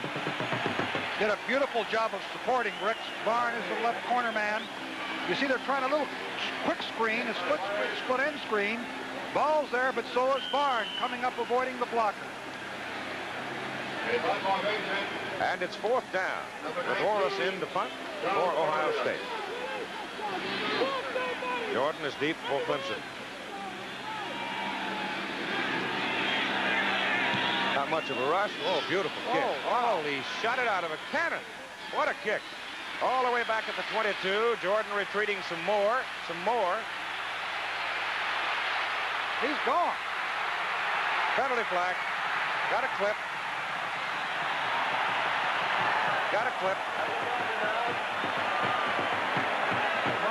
All of the excitement. It was a 53-yard punt, but you've got a clip way back there, back around the 15-yard line. Going to wind up with tough field position. Eddie Gathers, I believe it was, who made the clip. And so they'll back the Tigers up some more as they make a mistake early in the 3rd quarter of play. In penalties now, Clemson has been flagged 5 times for 46 yards. Ohio State 3 times for 28 yards. The football, the nose of it, just resting at the 7-yard line of Clemson. And the Tigers have the ball 1st down and 10. Well, they've played the whole 1st quarter in very, very poor field position, and they're starting out the 3rd quarter in poor field position. But remember this, that Ohio State is going to have the wind at their back in the 4th quarter, and it's a pretty fresh wind. Having a little trouble with the clock, I think. Somebody said so just a moment ago. But let's have a look now at Ohio State's defensive front. That's Luther Henson, a big sophomore out of Sandusky. Mark Sullivan is the middle guard. He's from Maryland. And Byron Cato, a big senior from Lorain. Paul Ross is from Fort Valley, Georgia. He's an outside linebacker, a defensive end, actually. Tom Cousineau, the consensus All-American senior linebacker. Al Washington, who is a sophomore from Cleveland. And Kelton Danzler out of Warren, Ohio, that little town over there in Ohio that produces so many great football players. And Arrow used to go over and camp. We had a few good ones from over there, I'll tell you. The Browner boys out of there. Let's see, what is it, a clock problem here? Yeah, it's a clock problem. Should be 12:02, and it's 13:07. So they're having trouble winding it down. So somebody wind up the old alarm clock and let's get it on. Well, they may have to keep it on the field down there if that clock is out. The defensive secondary people for Ohio State. Mike Guess is a junior, hometowner out of Columbus. Ray Ellis, who's been hurt most of the season, a sophomore out of Canton, but back playing tonight. Todd Bell is another sophomore from Middletown. And Vince Skilling's a sophomore out of Pennsylvania. They're very young in that defensive secondary, and probably one of the reasons they were burned quite a bit earlier this year by some good passing teams. Vince Skilling's made 2 great plays against Michigan, saved 2 touchdowns, really played an outstanding football game. All right, here we go now. They're going to keep the time down on the field, so we won't be able to document it unless they can fix the clock. Here's Warren Ratchford carrying the ball. He almost pops out of there. He gets across the 10 to about the 12, and he got 5 good yards before Cousineau made the tackle for Ohio State. And I thought that little scooter was going to go for a minute. He looks quick. Looked like he was going to pop through that is not there. correct. Ratchford is in at tailback. The receivers, they are alternating them. Dwight Clark was shaken up in the first half with a shoulder after making 2 great catches, but the offensive front does remain intact. Now they've got Butler and Tuttle wide to the open side of the field on 2nd down and 5. And here's a pitch again to Ratchford. To the sidelines he goes, turns it up, dives for the marker, and he's close. Tony Magaro took him out of bounds, but let's see whether or not he reached the marker. Don't think he did. He's just about the length of the football short, about that much. Look at him. He's 5'8" and 155. And he's squirting through there. He looks like a 9-2 man. He's quick. Football is just beyond the 16-yard line. 3rd down and about the length of the football for a 1st down with Goggins now in at tailback and Sims the fullback. They've also got Perry in there, and they give the ball away to Goggins, and he runs up over somebody's back and lunges ahead, leaving cleat marks. I hope the cleat marks are on the enemy's back, but he was just walking on people, trying to get his 1st down. Looks like he, the spot and the mark that he made it.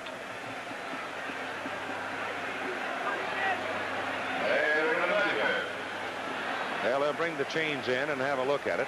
I guess it's going to be closer than it looked. It was a 3rd down play.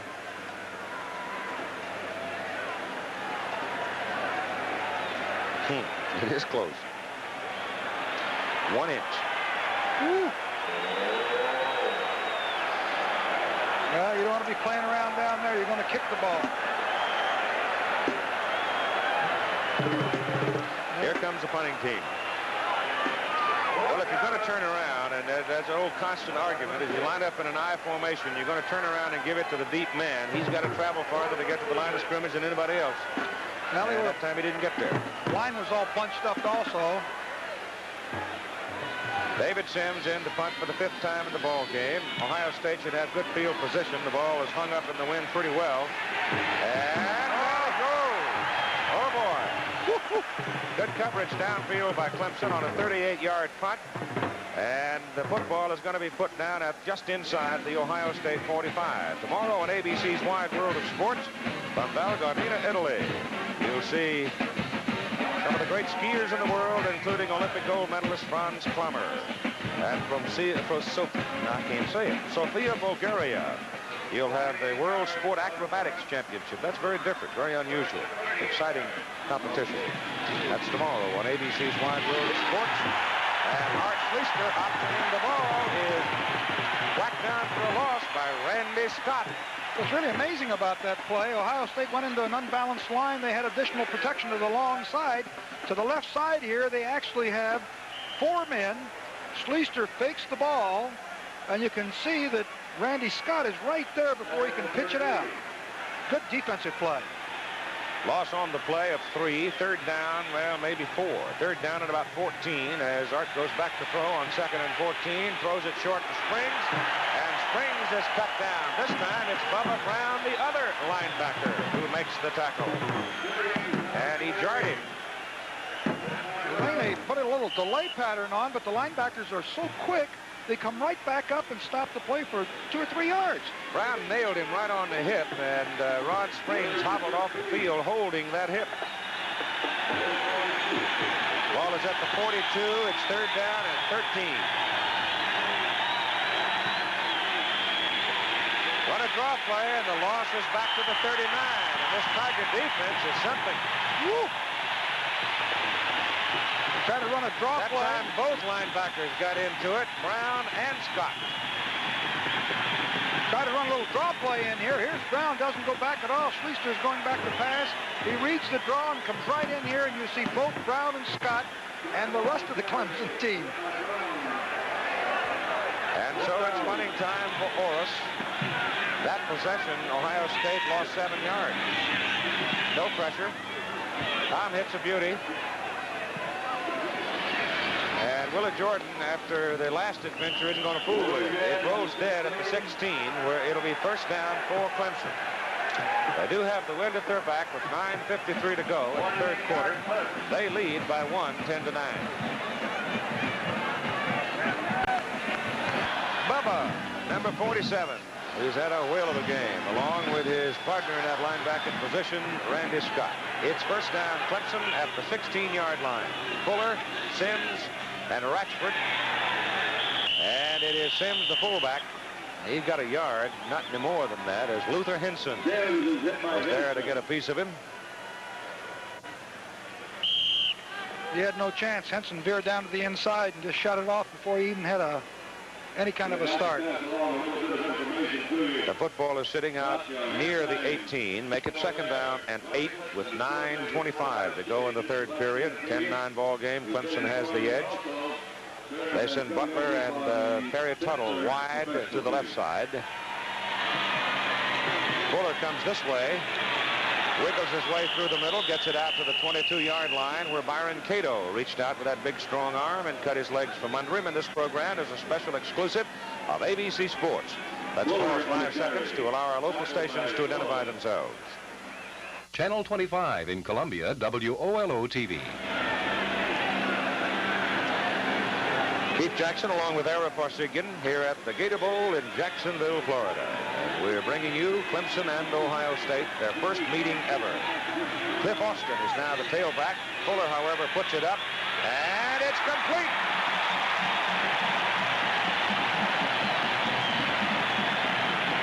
Terrific catch over there by Tuttle, number 22, the freshman from Winston-Salem.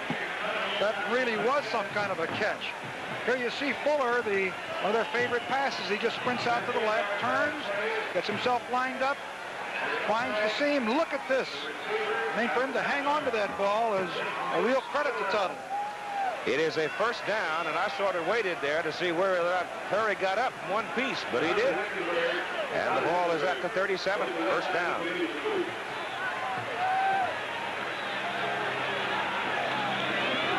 Fuller.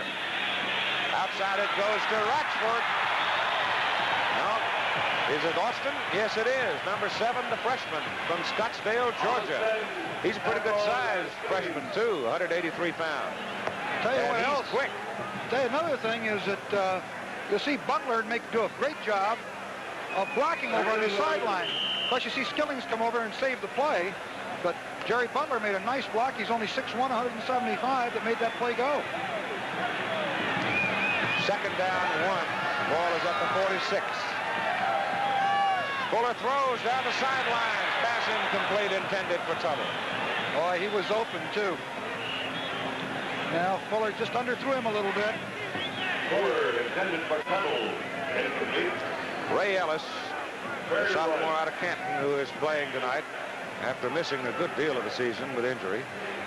7 minutes and 57 seconds to go in the third quarter. For Clemson, it is third down and a yard to go from their own 46. See if they go on that quick count again. Yep. Both fullbacks are in there. Give it to the tailback. And Cliff Austin dives it over the left side and appears to have his first down. Austin. I was marking that ball back a little ways. It's going to be close again. Well, they didn't give him the full extent of his lunge, did they?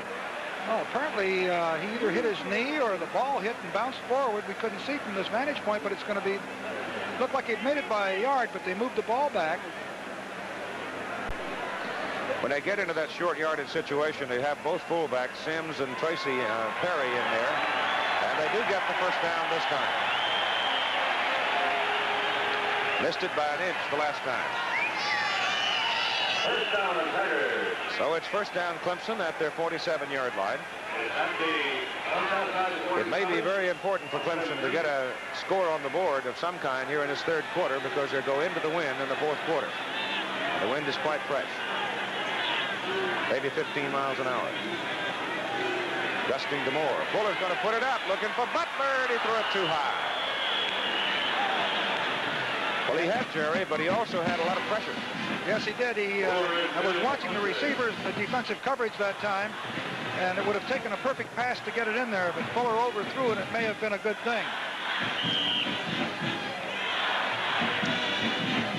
It'll be second down and 10. When they snapped the ball out last time, it was close to the 47. This time, it's close to the 48. But the chain didn't move. Give it to the fullback, Marvin Sims, and he runs over people. First down, Clemson. Woo! You can put that in your textbook when you talk about power running. Oh, he really was determined. He's 6'4", 223. Let's take a look at him from this vantage point. Just a straight handoff to the inside. Looks like he's tackled right there. He avoids that. He shakes off another tackler, which is Lenny Mills, and just bust his way through for a first down. 223-pound junior from Phoenix City, Alabama. It's down very near the 41 of Ohio State. First down, Clemson. 6:56 to go in the third quarter. Fuller, quarterback draw, tries to unload it late, and it's an incomplete forward pass. Cousino, number 36, Ohio State, was right there.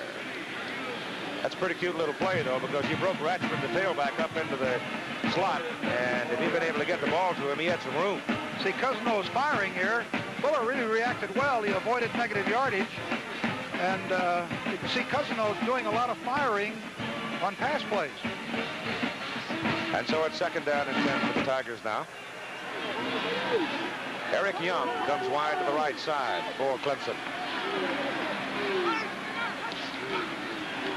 Ratchford to the sidelines. He's got a first down, and then some. Boy, he is quick. He stepped out of bounds, back upfield at about the 27. Oh, they had a blitz on. Ohio State had a blitz on to that side, and they picked it up beautifully. I'm talking about Clemson. They blocked the man that was supposed to take the running back to the sideline into the Clemson bench.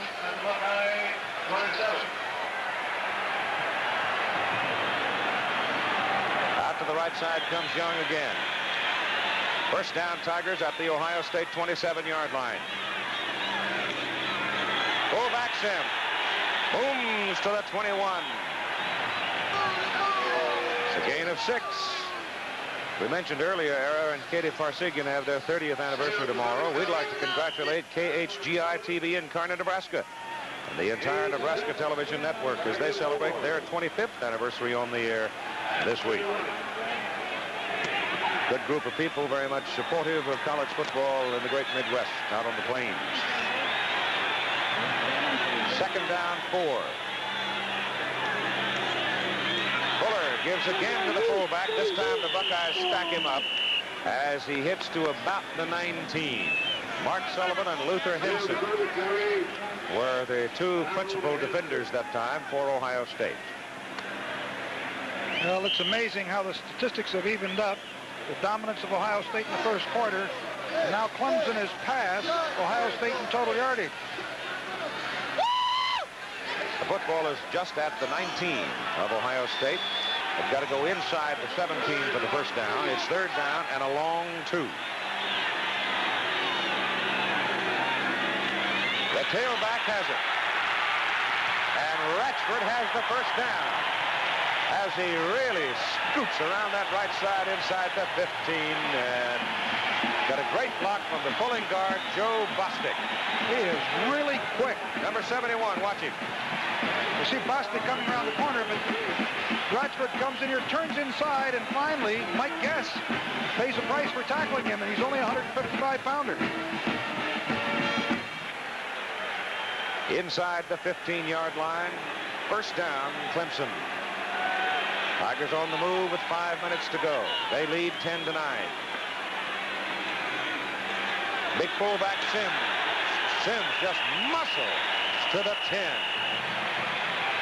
Well, they've gained a lot of yardage this year, running in behind the Bostic brothers, Jeff and Joe, and Chris Dulce. And they are doing it again. There they are. Jeff is junior, 233-pounder, and Joe is a senior, a 258-pounder. Joe spent more time at the table. I think that's really terrific, though, that brothers be able to play side by side on a team as successful as Clemson has been. Second down, and about 5 from the 10. Fuller. They get him. Just a little short of the line of scrimmage. That time, Mike Guess, number 12, made a fine play. Number 16, Paul Ross, closed the outside door. He made him turn it back inside, and when he did, Guess was there to get him. Mike Guess did a great job. This is the way a defensive halfback's got to ward off blockers. You can see Fuller is really a man. He comes down around the corner. You watch number 12 coming into the picture here. Steps outside, comes back in, and makes a real fine tackle on Fuller with some supporting help. 17th play in this Clemson possession. Third down. Fuller got room. There he goes. He's inside the 5, first and goal to go. And it was Lenny Mills who saved the touchdown.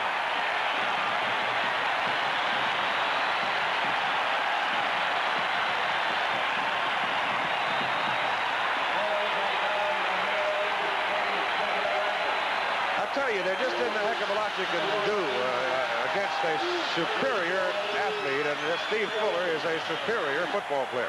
And the team is exceptionally well coached. Fuller came around the corner that time, didn't find anybody open, saw the daylight and took it. First and goal from the 1. And Ratchford sticks his head in the stack and doesn't get home. He's just about the line of scrimmage. He hasn't really grinned except when they scored the touchdown. I'll tell you, he's an intense guy.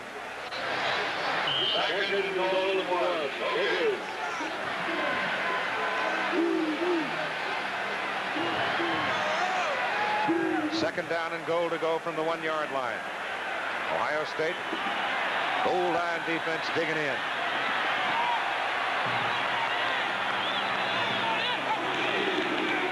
Oxford. Didn't make it. Didn't make it. Cousinall was there to hammer in. Keith, I think it's interesting that this Clemson team has come down the field, both running and passing, and run the number of plays that they have without making a mistake. The coach wanted time. Fuller saw him. Timeout called by Clemson. It is 3rd down and goal to go inside the 1. All right, the timeout is over. Clemson ready to try on 3rd and goal inside the 1. The 2 fullbacks, Sims and Perry in, and so is Cliff Austin. Austin has it. Dive. Touchdown.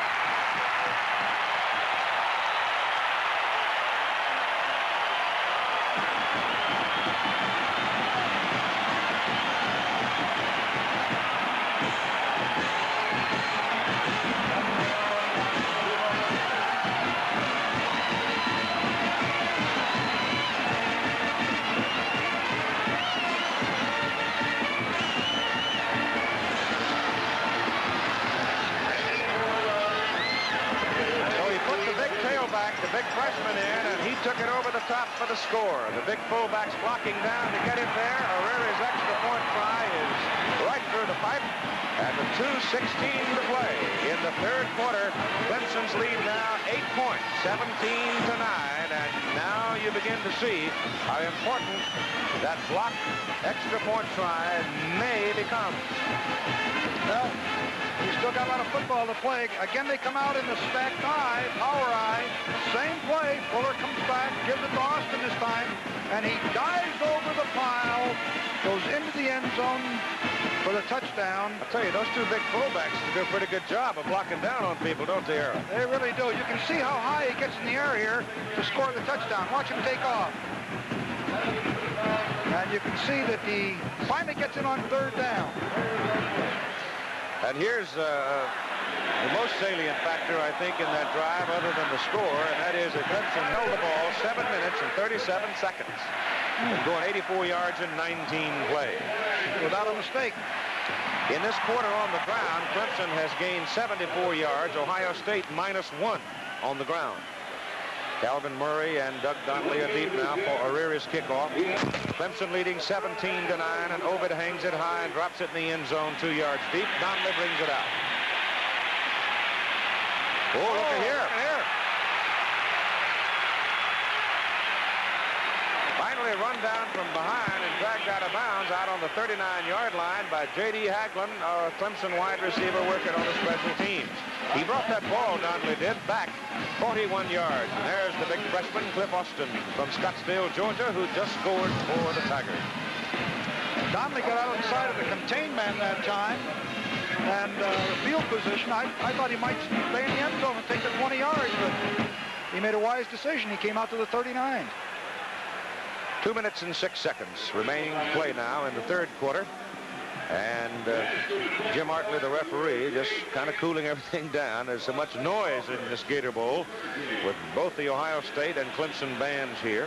And there will be some noise in the Superdome in New Orleans on Monday at 2 Eastern Time here on ABC as we bring you number 1 Penn State, number 2 Alabama in a battle that very well could produce the national championship team of 1978, and Penn State has never won a national championship. Here's the fake reverse, and Schleister in trouble, flips it away, and it is caught up at the 35-yard line by Ron Springs, and again, a dose of quick thinking by a young quarterback as Jeff Bryant was boring in, and Schleister suddenly spotted an eligible man, Springs, and flipped the ball to him. Trying a little bootleg pass, but he got too much heat and pressure, and Clemson also had good coverage. Alvin Taylor at that flanker position had come around on a reverse and a good fake by Schleister, but he just simply couldn't find anybody downfield to throw it to. And the loss is back to the 34-yard line. Schleister looking to throw again. Now he's going to put it up, and the pass is incomplete, caught on the fly. Grabbing it was Chuck Hunter, but he never got his foot down on the ground. And again, it was Jeff Bryant with help from Rich Tootin putting the pressure. Watch Tootin at middle guard come firing through there. And suddenly Schlichter had to unload it, and I'm not sure but what he didn't throw that ball after he'd passed the line of scrimmage. Let's see. He gets outside the contain here. He's looking for a receiver. Close. Gets pressure from Scott here coming. Oh, never got out. Yep. Out of bounds. He was right on the line of scrimmage when he delivered the pass. So it's 3rd down and 16.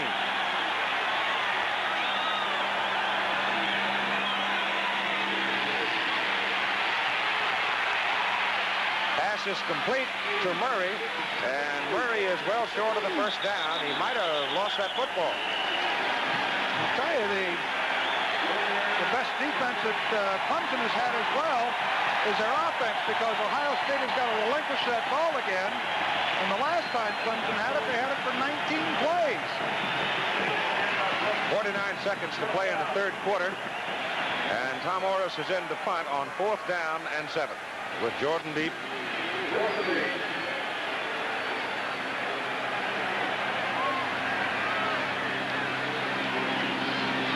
No pressure. Beautiful kick. Hits it out of bounds. See where they mark it. It'll be somewhere up in the vicinity of the 20, I think. Up. Going to put it all the way out around the 23, where it'll be 1st down and 10 yards to go for Clemson. And Woody now is growing more and more concerned about circumstances, because Clemson leads his ball club by 8 points. Clemson, when they turn around, if they continue to possess the ball for any period of time, will then go working into the wind. And that's exactly what they've done. They've been able to maintain possession of the ball, and Ohio State has had very limited opportunity. That's the best way to stop an offense. Tuttle and Butler deep. The wide receivers to the right side. One probably figures to go deep, but instead they take it to the short side of the field, and there's that little flip play with Fuller optioning down the line to Ratchford, the tailback, and he's rolled into the Ohio State band. Hey, they create so much leverage at the corner so rapidly. The Ohio State defense is not able to react in time to keep that from getting positive yardage, and of course Fuller just knows exactly when to deal the ball off and when not to, and a highly intelligent youngster with a 3.93 average makes good, wise decisions on the field. Terry Vogler down on the field hurt. He's a senior out of Covington, Ohio. He's the brother of Tim, the center, and he's holding a leg. I'm always sorry to see that. We have 22 seconds to play in the 3rd quarter. And things are quiet right now as Woody watches his young man on the field to see if there is an injury to it. Here's what happened to Terry Vogler. There he is at the linebacker spot, number 97. He starts in, then he sees it's an option play, comes to the outside. Let's see. Well, he catches his leg in there on a peel-back block. Very legitimate block. Just got that leg in the wrong position. I hope he's all right. Looks like he's okay. It'll be 2nd down for Clemson. The ball is at the 24, 29-yard line. 2nd down and about 5. I think we ought to give George Olson and the Gator Bowl Association a new down marker, one you can see. Steve Fuller heads it off up the middle to Tracy Perry, and the fullbacks of Clemson have really been a force in this 2nd half. They've mixed up their plays beautifully. Their execution has been great. They get that ball, and you're able to drive the way they have. It's a tribute, I think, to the coaching as well as the players. Time just about gone in the 3rd quarter. 5 seconds remaining as it stops for the movement of the chains. Now they'll let it go. And after 3, our score, Clemson 17, Ohio State 9. Back for the 4th quarter after this message and the word from our local station. Rusty and the Ohio State University Marching Band having some fun on the sidelines here at the Gator Bowl. But their football team's having its problems. They trail by 8, 17-9. We start the 4th quarter. It's 1st down Clemson at their own 37-yard line. And they keep it inside where they've been very successful with the fullback. Tracy Perry carries. They're really putting pressure on them because they maintain possession of the ball, and it keeps the Ohio State offense on the sideline. Dwight Clark was injured in the 1st half after making an absolutely spectacular pass reception. He has a pinched nerve in his shoulder, and I don't think we're going to see Dwight anymore this season. As a matter of fact, he's through. in his career. And Terry Vogler has an obvious sprained ankle. And he won't be back either. He also is a senior. Fuller turns around, hands the ball to Perry again, and look at that. Running right in behind 71 Joe Bostic and 53 Kinney. And he just bowls along, and he's got a first down. It's been a long time since the Woody Hayes football team has played a quarter, as they did in the third quarter, and had no first downs, minus 1 yard rushing and plus 1 yard passing, with total offense of 0. That's been a long time since that's happened. Not a single yard in the third quarter. And much of that was due to the fact that Clemson was able to maintain possession of the ball and had it most of the time in the quarter, as well as the defense. Right now, first down at their own 48-yard line. Well, you got something going for you. Just keep working it, I guess. And they keep it in there to the fullback, Perry. And Perry this time gets 1. It'll be second down and 9. That's good depth. Clemson has good depth. Here we see the statistics, and see Clemson has moved ahead. The total offense evened up the ball game in time of possession. As you recall, in the first quarter, it was very lopsided in the favor of Ohio State. But without question, Clemson has dominated, particularly in the third period. Yeah, when the opposition doesn't get any yards, it's 0 yardage. So, Fuller, option, up the middle. Uh-oh, it's a fumble. Clemson keeps it. Looked like Kinney, the tackle, fell on it. Luther Henson hit Fuller, but Steve is carrying that thing out there like a sack of bread, and he lost it. What he is trying to get his defensive team to stop Clemson and get the ball back. He says, we got to have that football. It's third down and 8 at midfield for the Tigers, with 12:45 to play in the game. Fumble. Fuller never got the snap. Looked like he pulled away too soon. And Clemson now will kick. So they all of a sudden just sort of go flat here and got to turn it over. Isn't it amazing? They played the entire third quarter practically with error-free. Ran 19 plays for that 1 touchdown drive, and then boom, consecutively back-to-back. I think the fans that watch understand why the coaches on the sideline are always concerned, regardless of what period of time it is in the game and what's happening. Sims to punt. Yes is deep. Good one. Good kick. Yes at the 10. Oh!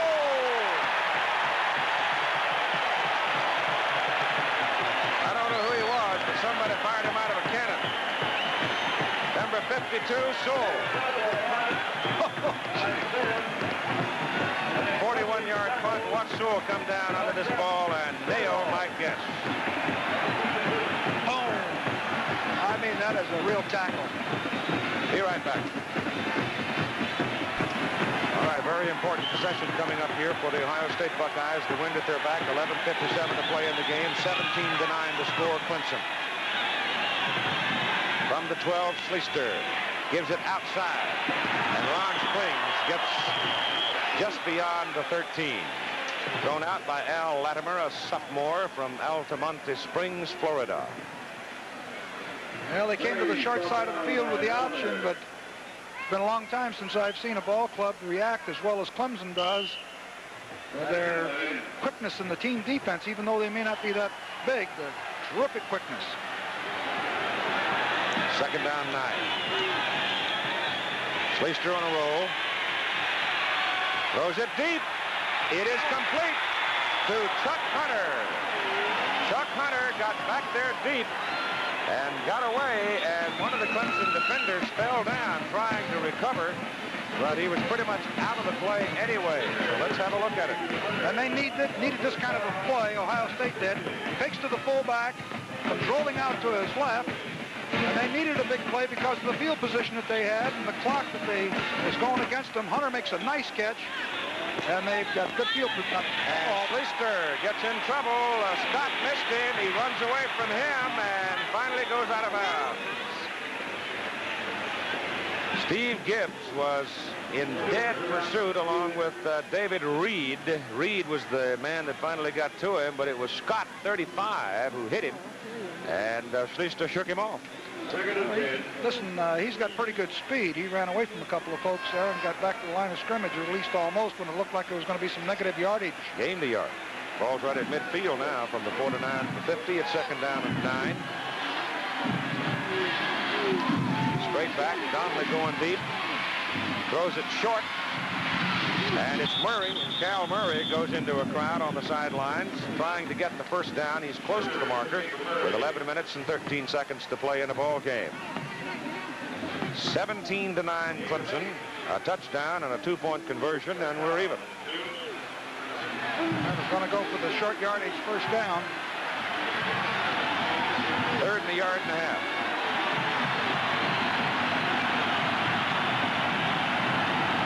Full house team. Campbell, he gets the first down at the 40.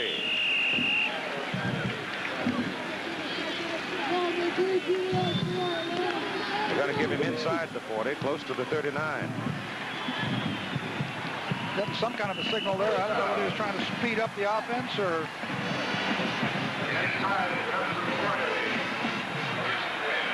Murray to the right, Gerald to the left. Donnelly to the right. Schleister back, looks at Donnelly, throws it short, and over there to grab it is Rod Gerald on the ricochet. So Gerald catching the ball after it has bounced off somebody upfield. David Reed, I think. Yeah, he was trying to hit the tight end coming across. Is that Barwick there? Can't see the number. You see the ball's deflected. No, it's deflected by the linebacker. Yeah, that was Chuck Hunter coming across. So the defender tipped the ball in. Here comes Gerald down the field. Just turns right here. And reacts well when the ball's tipped. Clemson kind of lucky they didn't get a spearing call there, too, on that defensive back who came up on the tackle. It is a first down inside the 30. Schleister now 14 out of 17 for 179 yards. Schleister still got it. And he's inside the 25 to the 21. Now Ohio State is finding some room with 10:22 to play. The big play in this drive, of course, was that pass that Schleister hit. It took them back from their own 10 or 15 yard line, clear out to midfield, and now they've been mixing up running and passing. Second down, 2. That's the tailback. And it's Cal Murray all the way down to the 12-yard line and a first down. Now Latimer made the tackle. And that's Buckeye football that Woody Hayes loves to see. It's amazing how momentum can shift in the game. Third period, the dominance of Clemson. And now, of course, you see an entirely different Ohio State team. Here's number 82. Blocking. It's Ron Barwick. He stays right with Jonathan Brooks and Calvin Murray McShardy. And Schleister turns it upfield, gets to the 7-yard line. And suddenly the Ohio State offensive front beginning to move the Clemson defensive front out of there. On the very first play of the fourth quarter, you could almost sense something changing. But by the same token, Keith, I think that, and I think this is important, in the first quarter, Ohio State drove deep into Clemson territory to be denied on virtually every occasion. And here now we're faced, again, with that tough goal line defense that they put up. Let's see if Ohio State can do anything about it. Second down and 4 from the 6. Schleister. He's down to about the 2. He's short of his first down, I think. He's going to go just inside the 2 to get the first down.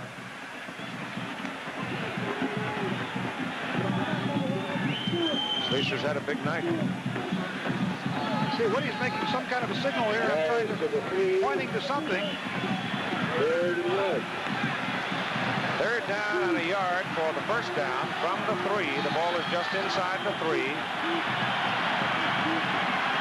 8:25 to play. Third down and 1 for the first down. They give it a volley. Volley is wrestled down close to the first down. Rick Volley. Clemson gets sticky down in there. Oh, look at that. I know how he feels. They're going to bring the chains on. to make the decision on what it'll be on 4th down, or will it be a 1st and goal? Guessing it's just a tad short. Let's see. No, he made it. Huh? Yes, he made it. Yeah. Oh, they had a lot of those close measurements tonight.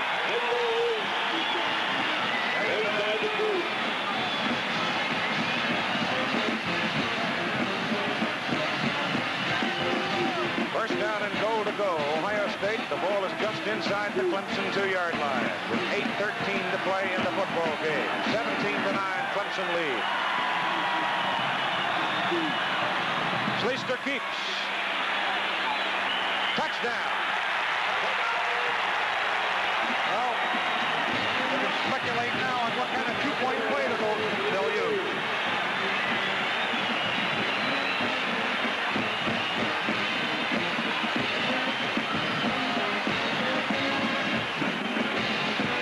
There it goes. Let's see. Well, generally you rehearse your two-point play for occasions like this. It'd be interesting to see what they have on. They're signaling time. They do want time, and they have called it. Yeah. 8 minutes and 11 seconds to play in the football game. It is now 17-15. Ohio State will try a two-point conversion in an effort to tie the game. All right, there are the two coaches, Hayes on the left and Ford on the right. Ohio State with a two-point conversion can tie the game at 17. Back in 1967, we had a 17-17 tie here between Florida State and Penn State. I remember it very well. Crowd is roaring. They're all Clemson folks down at the end of the stadium. Keith, I think it's interesting that Ohio State has requested that the ball be moved towards the left hash mark. Now, you have the option of taking it in the middle of the field or anywhere you want, right or left. Now, instead of taking it clear to the left hash mark, they've taken it 2 or 3 yards to the right or into the middle hash mark side of it. It's interesting. I have not quite seen that decision before, and I would be interested in seeing why or knowing why exactly they did that. Campbell, Springs, Schleister. They're the backs. They go to the short side and don't make it.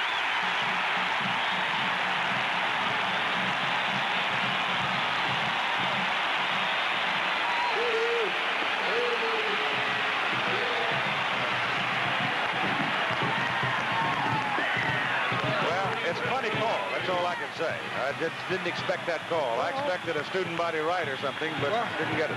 They went to an unbalanced line. There were only 2 men to the left side. I think they anticipated Clemson would move to the field, and they tried to the short side. You look here, they only have, well, they had the 3 men there. He's running the option play to the short side of the field. Schleister elects to keep the ball, but you can see that it was beautifully defensed by the Clemson Tigers. Big Jim Stuckey, number 83, made the defensive play. Clemson side loved it. And Woody didn't have much to say. Up. You look it up, old clock up there saying, can we get the ball back? Well, there's 8:11 to play in the ball game. Yeah, but the way Clemson was eating up that clock on a couple of those drives, he's going to be concerned. I know I would be as a coach. Wins at their back. They've got a good field goal kicker with fair range and Atha. That's Willard Jordan from the 5 out to the 22. Got a penalty flag. Could be a clip. Certainly won't be helpful to Clemson to be moved backwards towards that goal line again.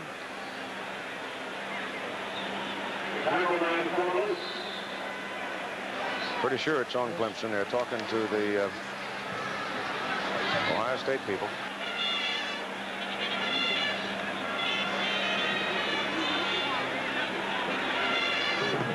Well, may not be. Personal foul. It's against Ohio State. 15 yards.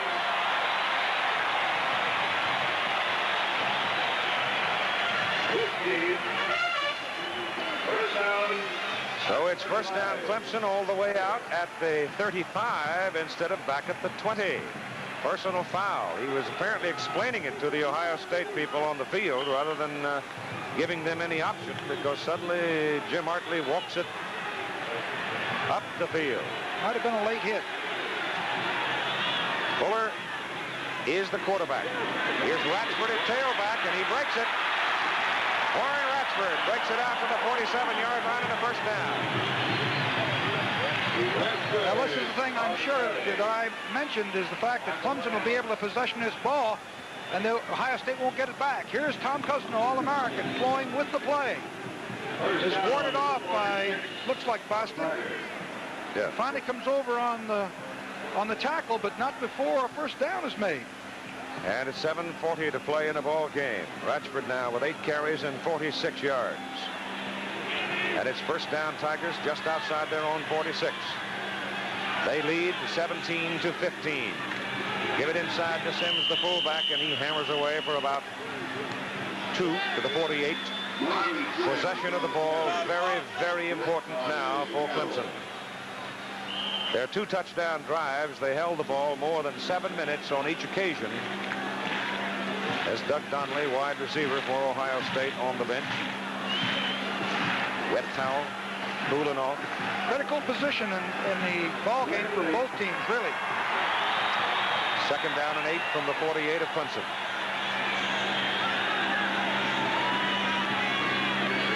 Fuller gives it to Ratchford. Penalty flag goes down. Warren gets it across the 50 to the Ohio State 49.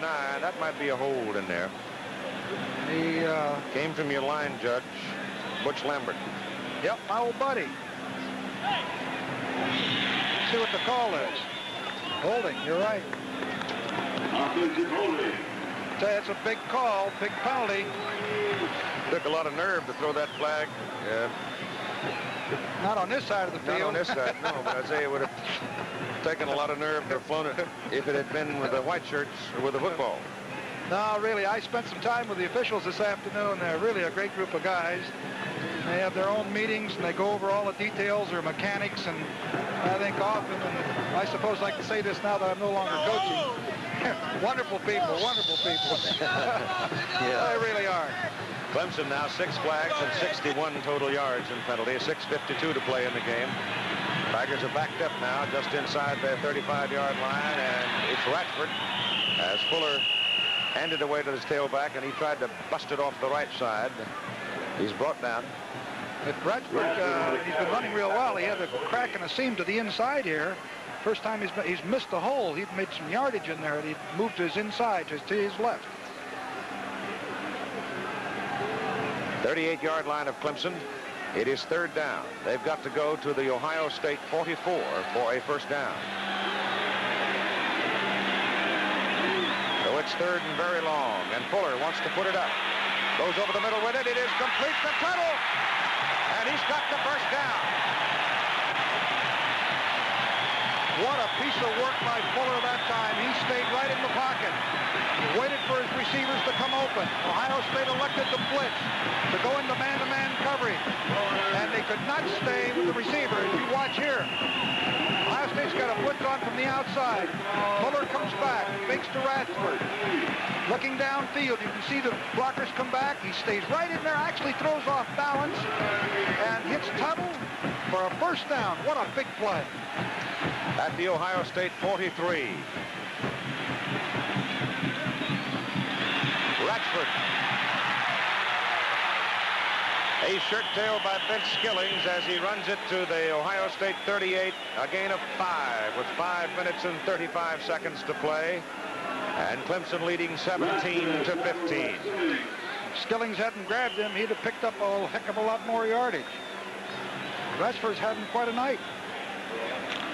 He got in the doghouse last year before the Gator Bowl game. He didn't get to play a whole lot. But he's making up for it tonight. Sure is. There's the time ticking away. Second down, let's call it 6, near the 39. Fuller hands it inside to the fullback Sims. And Marvin Sims is close to the Ohio State 35. A good 3 yards short of the first down. And now Woody's prowling the sidelines because the Tigers are sitting on the football. Well, Woody's got to make some decisions on this drive. He's got 2 timeouts left. He's got the clock running at 4:40. Trying to get his defensive team to hold Clemson. Danny Ford's telling Clemson, make that first down. Make it a 3rd and 4 from the 36. Ball is loose. Ohio State's got it. The Buckeyes have the ball back at the 44-yard line. Kelvin Densler came up with it. The first turnover in the ball game. Sawicki knocked it loose from Fuller, and Densler covered it. And how do you do? Someone got immediate penetration and caught Fuller from the rear. He did not see them and created the bad pitch. Let's take a look here. Fuller comes back on the option play, fakes to Sims, and you can see 68 creates that fumble. Is that Sawicki. Sawicki? And of course, that is a big play. First down, Ohio State at the 44-yard line. Carrying the ball is Murray, and he's fighting for every inch he can get. And a penalty flag is thrown on the sidelines as Al Latimer could not hold him. That may well be a hit out of bounds. I don't know, as Bubba Brown comes over to talk to the referee. Let's see what they decide to do here. The Clemson people are slapping their hands, so it must be against Ohio State. Yeah, Scott's slapping his hand. They're calling holding. Oh, what a big penalty that is.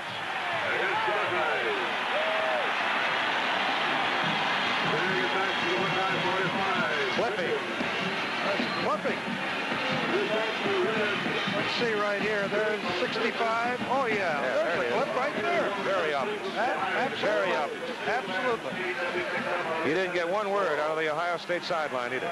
Keith Ferguson. Ball is back inside the 45. First down and 20. The pass is complete. Caught by Rod Gerald. And he's hit by Willie Jordan, and he goes down at the 41. He just picked up the 15 yards and a plus a couple. Great piece of work by Schleister and Gerald.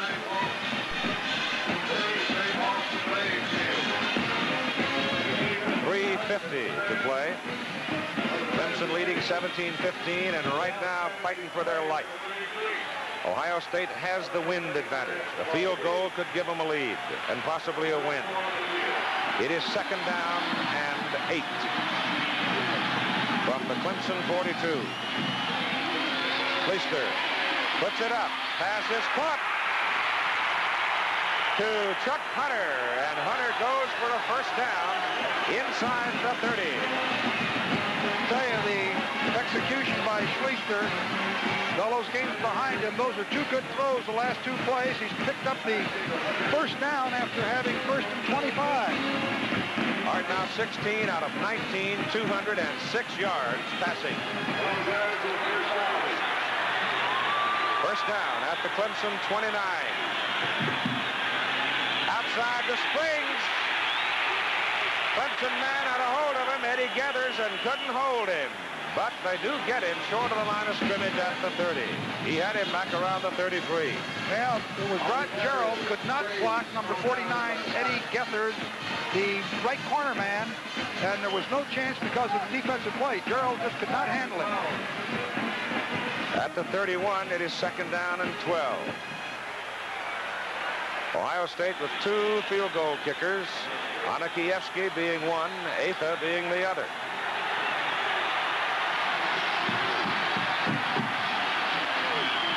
Schleister to throw on second and 12. A lot of room to run. Back down at the 24. Number 84, Jonathan Brooks, brought him down. 2.5 minutes to play. As you see, the clock supered there on the right-hand side of your picture. Schleister has carried 18 times, gaining 70 yards on the ground. That gives him 276 in the game. It's about the total Ohio State offense, practically. You think he's not something? 24-yard line, third down, 5. Schleister looks at Donnelly. Throws it short. It's intercepted. Charlie Bauman, the middle guard, intercepted it. Schleister looked into the middle of the short man, and he threw it right in Bauman's hands. The first turnover by Ohio State. And we got a big fight going on. The officials buried in the middle. Oh, come on now, quiet down, folks.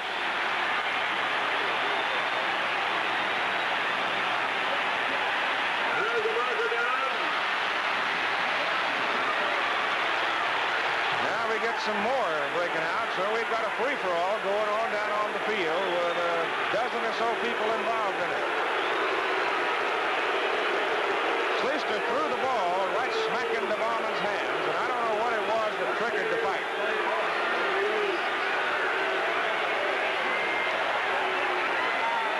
He had Donnelly down the right side relatively open. That number 22, I believe it is shaken up on the play. I don't really think that he was terribly involved in it. 22 is Tuttle. He shouldn't even be out there unless he got clobbered by somebody during the fight. Apparently he did not see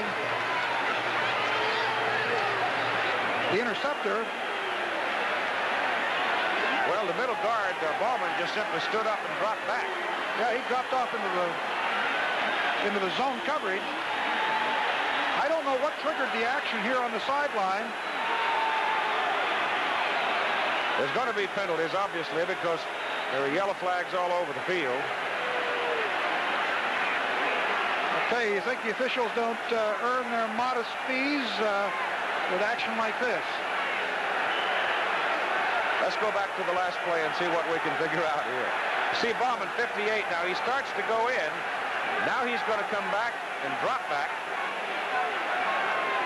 And there you see him coming back into the picture. Now he's what amounts to a middle linebacker. He steps right in front of Ron Springs, the receiver. And he's got the ball. You see Schleister grab his head when he saw that he did that, came back in and made the tackle.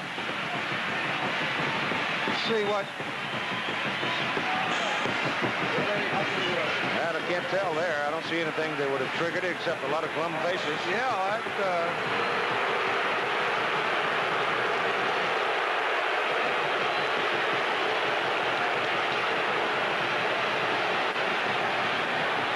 I think your friend Butch Lambert got caught right in the middle of that melee, too.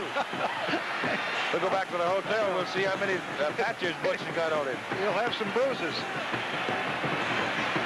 Well, it's an exciting game. It was a big play that because even if Ohio State had not thrown an interception, not made the first down, they would have had a field goal opportunity that could have conceivably won the ball game. Now you see the penalty being assessed. Unsportsmanlike conduct. 15 yards, moves the football to the Ohio State 45-yard line with a minute 59 to play. The Buckeyes now with 69 yards in penalties on 6 flags, and Clemson with 61 yards on 6 calls. And now Clemson with the ball, first down at the Ohio State 45, and they conceivably could run it out right here. Ohio State has 2 timeouts left. They've got to put a stout defense in there and use their timeouts judiciously. But the odds are against them right at this stage. Boy, it has been a whale of a contest. It was really Underwood who was shaken up. And they're checking his teeth. Checking, I hope he doesn't have a broken jaw. That's a possibility. He was involved in the melee. The gain by the fullback, Tracy Perry, to the 42 for 3 yards. Clock is running. Now we got an official and Woody Hayes involved here.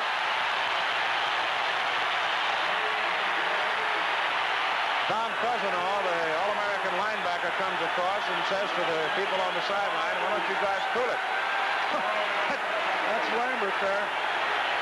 As George Hill kind of standing between Woody and the field, and it's going to be another 15-yard penalty against Ohio State, and that one's thrown against the coach. Unsportsmanlike conduct. A minute 33 to play in the game, and now the football possessed by Clemson, first down, and it's at the Ohio State 28. Well, they lost their poise. Boy, this has been some kind of a contest. My goodness. Inside the fullback Perry, and he runs it hard inside the 32. Let's see where he's nailed down. About the 26. And the clock is going as we pass 120.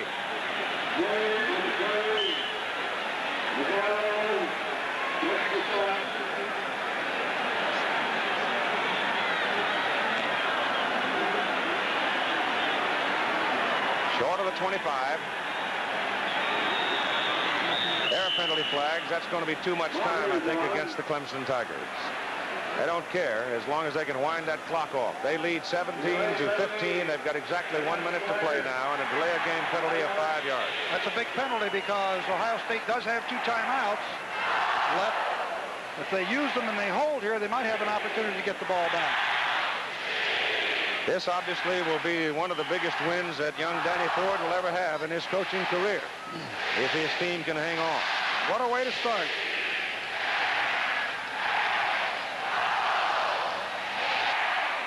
Ball is near the 30. Second down and 12 for Clemson. And the clock starts to go now as they keep it on the ground and keep it inside with a fullback. And the clock is running now.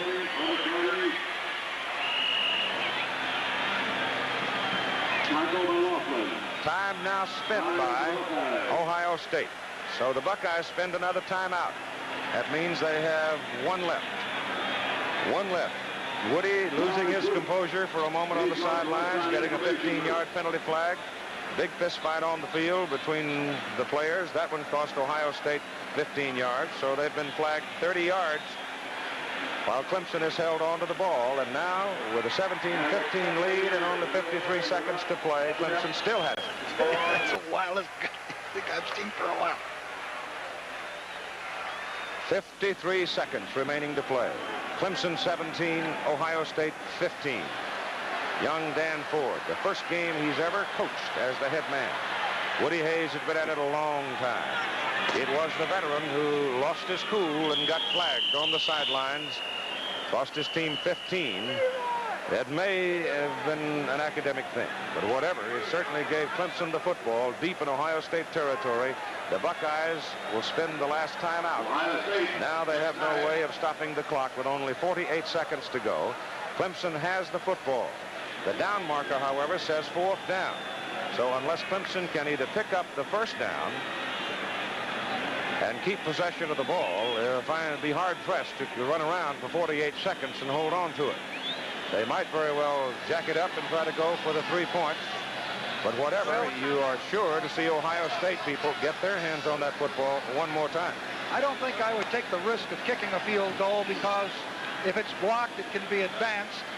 I think their purpose would be served well enough if they try to run the clock as much as they can, and they're going to have to surrender the ball. The 3 points is not that important here.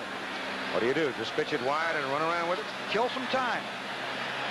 Bleed some time off that clock. But don't take any big risk plays, and leave it there for Ohio State to try to go the distance if they can with that limited time available to them.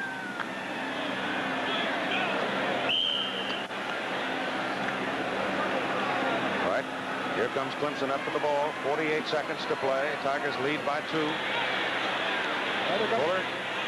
going to throw it. And he's got the first down. He threw it to Jerry Butler.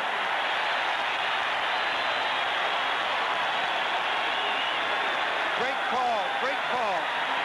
Butler spun out of bounds, stopping the clock at 44 seconds, but he got the first down.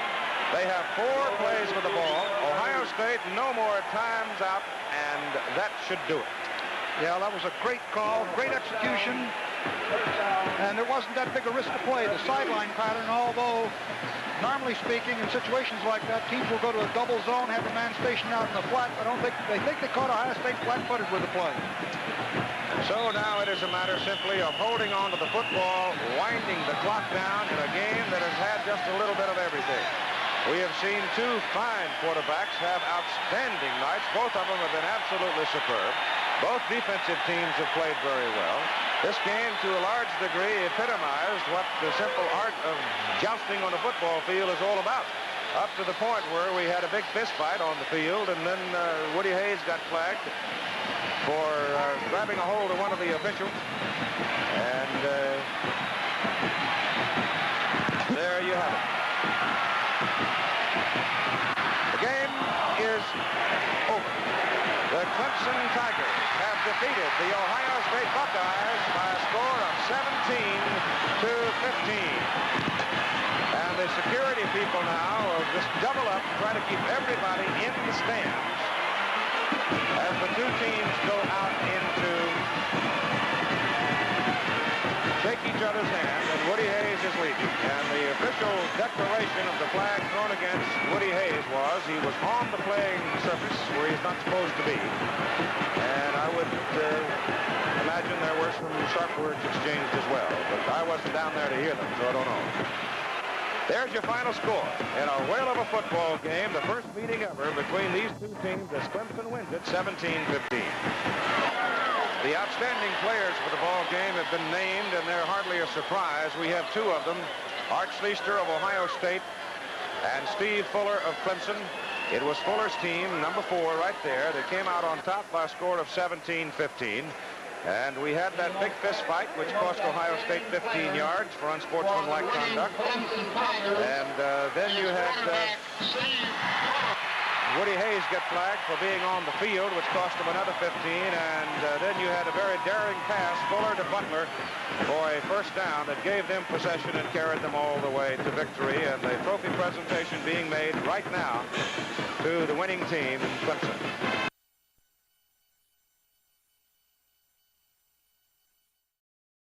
Friday's clash between Clemson and Ohio State University in the Gator Bowl, with commentary by Coach Danny Ford and the voice of the Tigers, Jim Phillips. Gator Bowl 78 Highlights is brought to you by Southern Bank, Pet Milk, Carolina Pride Fine Meats, your Federal Land Bank and Production Credit Association, and by Miller Highline, distributors of Light and Lowenbrow beers.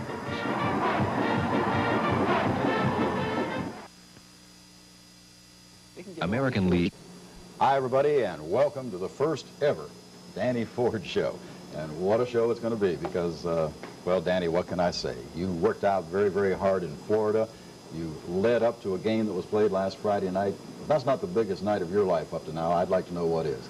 I tell you, Jim, Christmas came early at the Ford's house, and it's been a good Christmas, good year. You know, no doubt about it. The biggest day of my life was last Friday night, and we were very, very surprised and that everything happened the way it happened, but we were very, very pleased that everything turned out the way it did. I don't think you were necessarily surprised. You'd worked very hard. I was fortunate enough to be with the team all of the time you spent in Daytona, and I could sense something beginning to happen there in those two-a-days. Oh, I tell you, we worked as hard as we could work, and it was one of the things that we wanted to do. That we had such a long vacation from South Carolina game, we didn't do enough work before then, so we went and planned a hard practice down there, and I think that probably proved that the outcome of the game, the way we worked down in Daytona. And then when we came to Jacksonville, of course, we let up and let the kids get their feet back under them, and they played super, and they just did an outstanding job. Well, talking about outstanding jobs, short in staff because of the complications that had occurred a few days before. Then, of course, those seniors who went out there and laid it on the line. Two key factors, I think.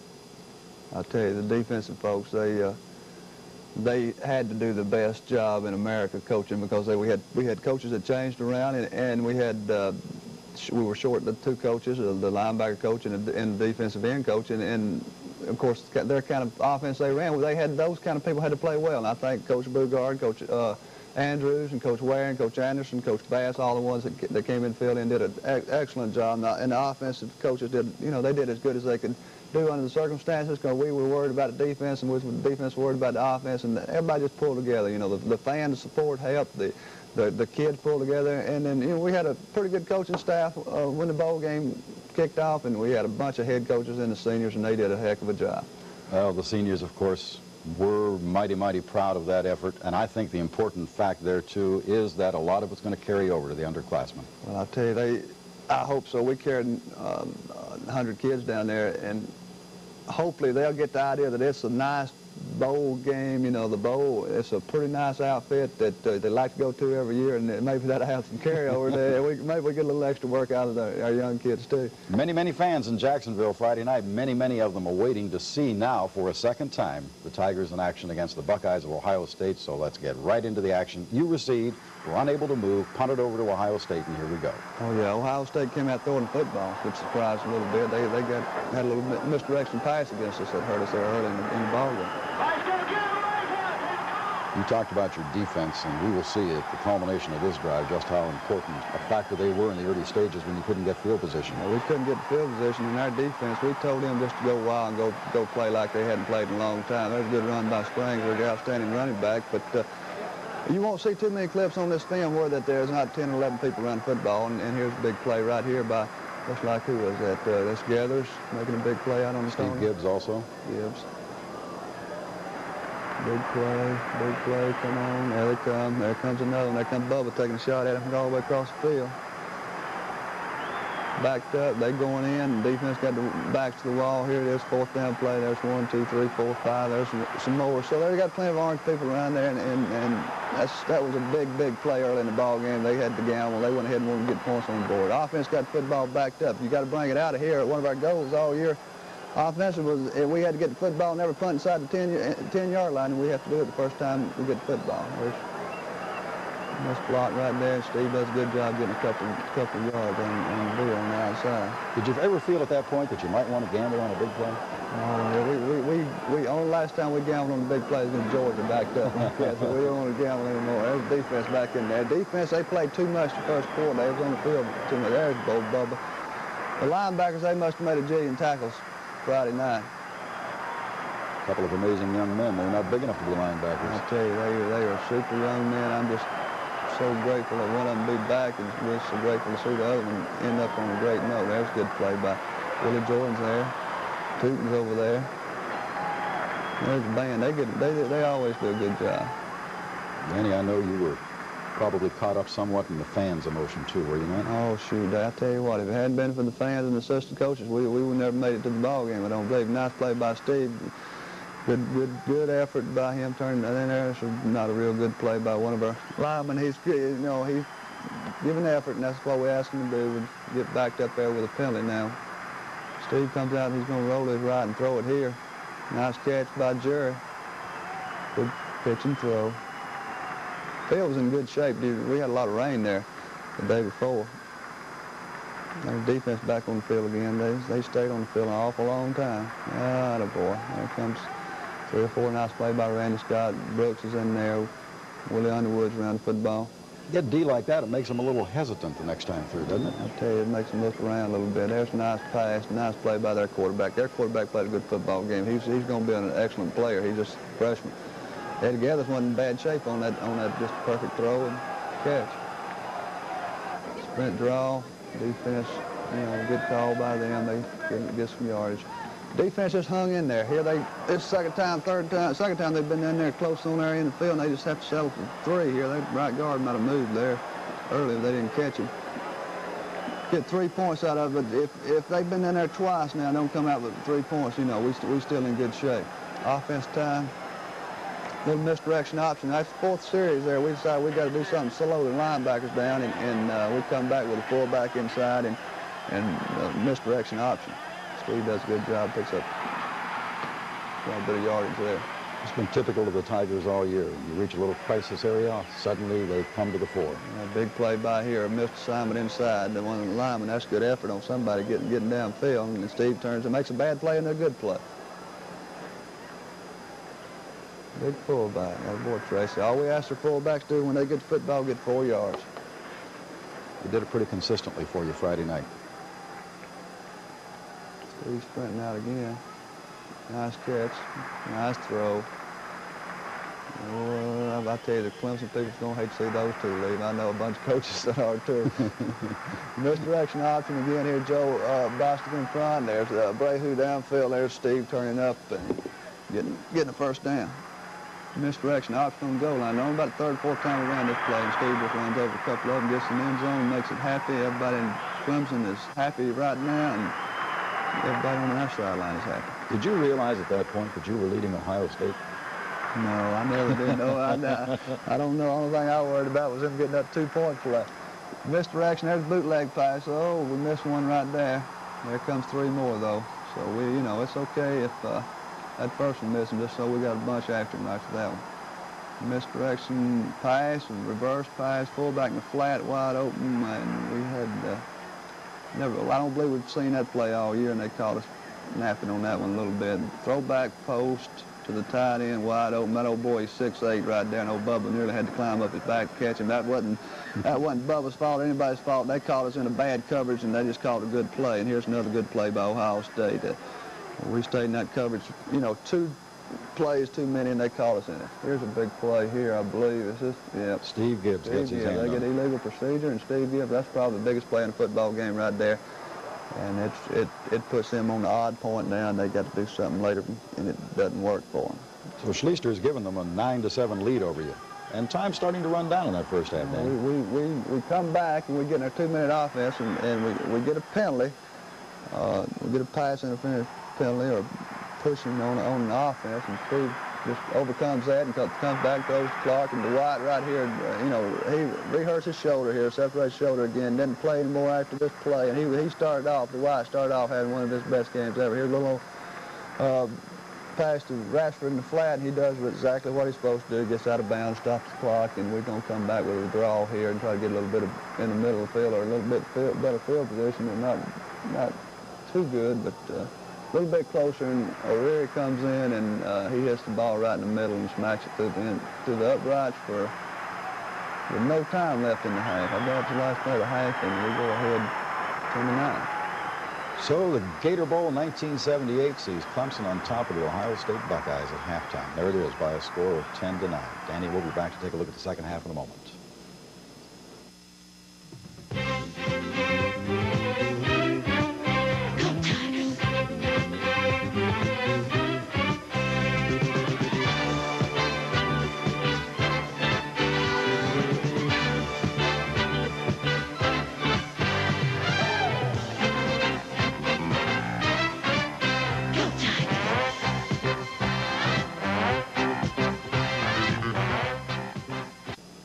Danny, I, of course, am looking at this film for only the second time. You and I had a brief look at it prior to the show today, but this third quarter must have really thrilled you the way your team got after it defensively, and, of course, you established the great offensive drive. I tell you, we said at halftime the first 5 minutes when we come back in is going to be very important. And our defense, they jumped after folks that first part of that third quarter. They played as well as they played all year.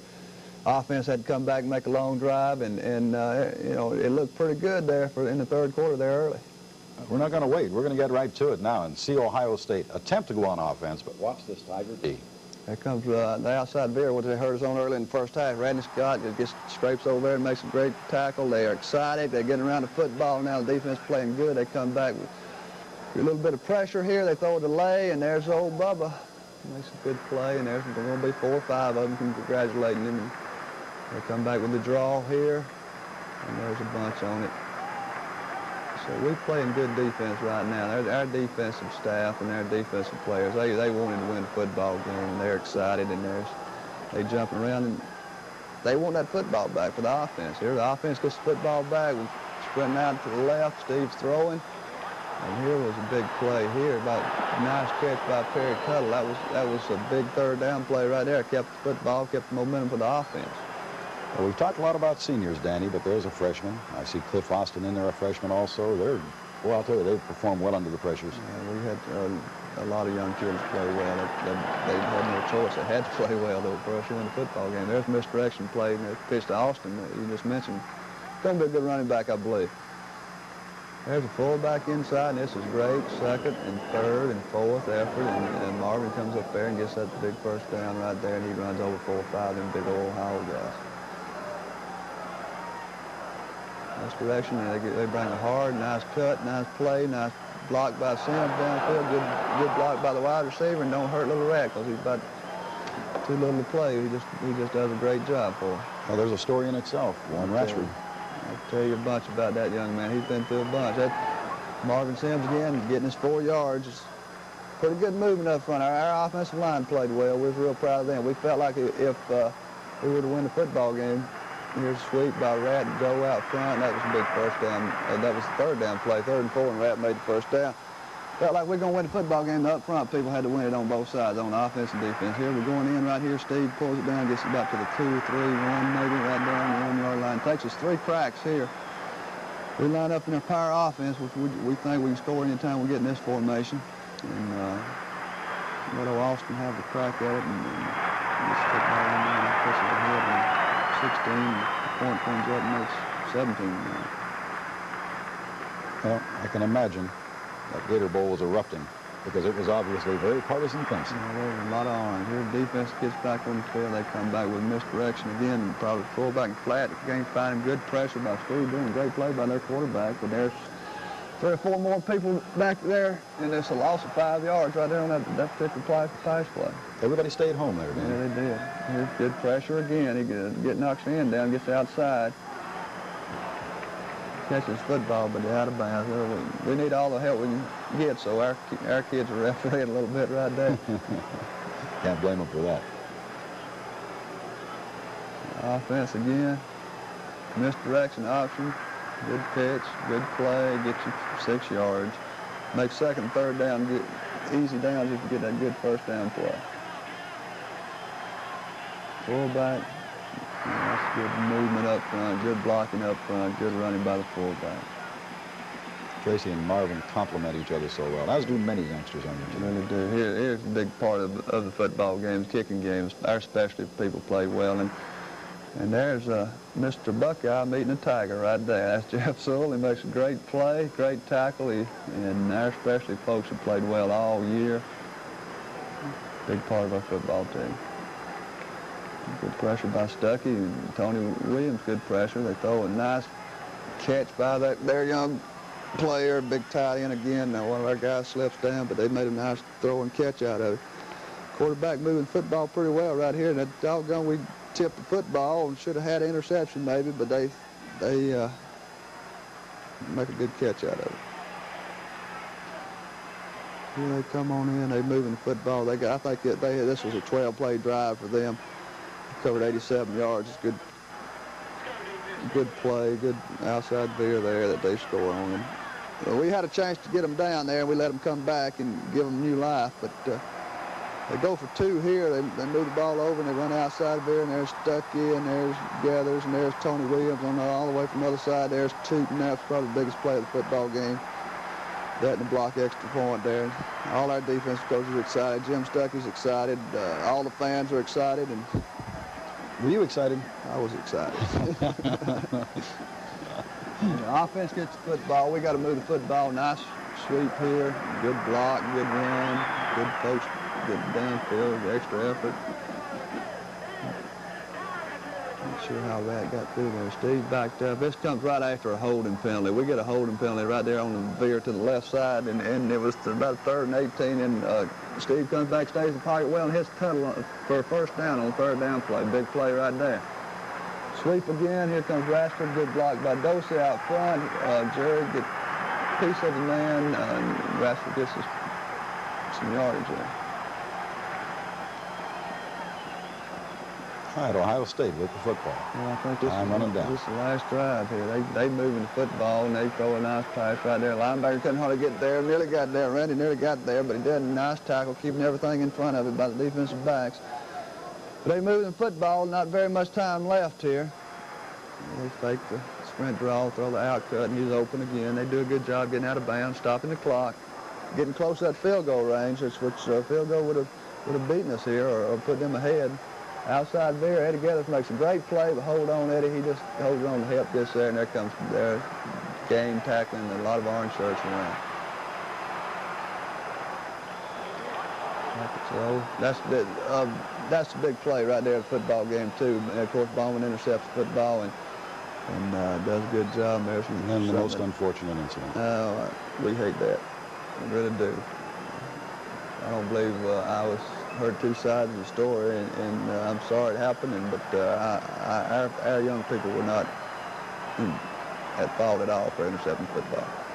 Danny, this is that happy and proud moment for you, the Tiger football team, the coaching staff, of course the fans and the supporters, all of the administrative people, cheerleaders, band, everyone at Clemson University has waited for a moment like this, and you, young man, brought it to them on Friday night, December the 29th. It's a night that will long be remembered in Clemson history. We'll be back in a moment.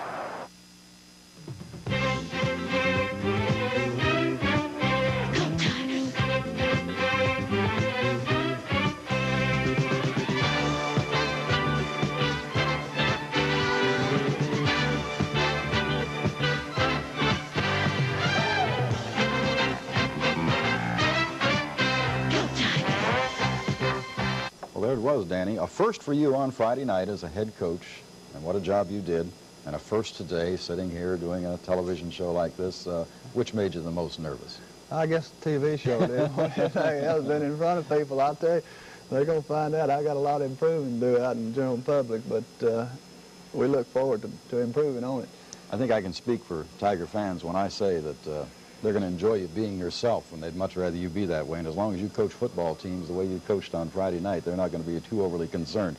Danny, again, recognition to the team and the coaching staff for just an outstanding job. Well done. Really did. I'll tell you, our seniors, and I hate to talk so much about it. I don't really hate to talk so much about our seniors, but they did a super job, and there's some of them that didn't play much. They contributed all during the year, and they just did a super job. We can't say enough about them. The people at Clemson, people out there out the state that saw Clemson play for the last 2 years have seen a pretty exciting group of people that will no longer be lined up in uniform, and we're just so proud of them, and we know they'll be successful in life. You know, another thing, I have to think about this because I saw the scout teams down there working feverishly every day, helping out the guys who were going to play in that football game, and that's got to be big for them to go through an experience like this. It sure is. You know, they just hope that they can remember and say, you know, we would like to go back and be another part of a bowl trip one of these days, and I'm sure they will. You know, if they work at it, you know, that's all you got to do is work and get some breaks, and maybe they'll get their turn. Knowing you the way I do, they'll work. Oh, we got to play football for Clemson. We got to work. That's you know, there's no success story that doesn't come without work. So we just look forward to the opportunity to being the coach at Clemson and getting back on. We got a whole lot of work to do. We lose all those seniors, but we got a lot of good people around too, I tell you. I know you got some other folks there that you wanted to talk about. Oh, I tell you, just like we start with the fans, we can't do anything like that. We had more fan support. I got telegrams from Arizona. I got telegrams from out in El Paso even, and I would like to congratulate the basketball team. They were behind us 100%. We appreciate their support, and we congratulate them on their victory. And, you know, all the people in the athletic department that makes things happen, you know, the secretaries and the people that don't get all the support or the glory they should get for the work they do, but they've got a lot of people that need credit, and the film people that do the film for us all year, that does the film work here and does film work in the practice and things that help us. There's just so many people. We'd like to thank all of them for their support and their help. And Dr. Edwards, you know, that was his last ball game, so we really are glad that he got to go out as a winning, his last one as a winner. Well, I'll tell you what, I know he appreciated what happened. Now, anyone who thinks that work is over for you and your staff better think again, right? Now I guess we go back to work. We had the vacation yesterday driving home from the Gator Bowl, and so we got to go back going recruiting. We got a couple of our coaches going to spend a couple days in Jacksonville and Daytona there, where they can go to Orlando maybe to the Disney World. And then we're going to come back and go to work Wednesday, and got to go back recruiting and get some players. We got to have some to fill in for all the leadership, senior leadership we lose, and we got to get on the road and go back to work. We'll do that till about February, and then we'll have to start our off-season program in January. It's kind of like a two-part recruiting season. You recruit a lot in the South. Now you'll start working the North even heavier, attempting to sign on the national day. Yeah, we wanted to be somewhere between 18 and 20 before we broke for the Gator Bowl, and we are at 18, and we got a bunch. We got about 8 kids coming in this weekend for official visits, and you know, we just need to do a good job and get maybe some of them Ohio kids that we can go up there and tell them where Clemson's at. You keep mentioning that. You got a new car to drive up there. Well, I'll tell you, those people at Clemson, they're not ordinary. We don't think our football players are ordinary, and we know they're not. You can't be ordinary and play football, and I don't believe you can be a Clemson fan without being ordinary, and they surprise the devil out of us, I'll tell you that. Well, Danny, congratulations on a great victory. Your first as a head coach and first at Clemson University, obviously. Looking forward to many, many more Sundays with you, and especially Saturday afternoons come the fall. We'll see you then. Thank you, Jim. We appreciate it.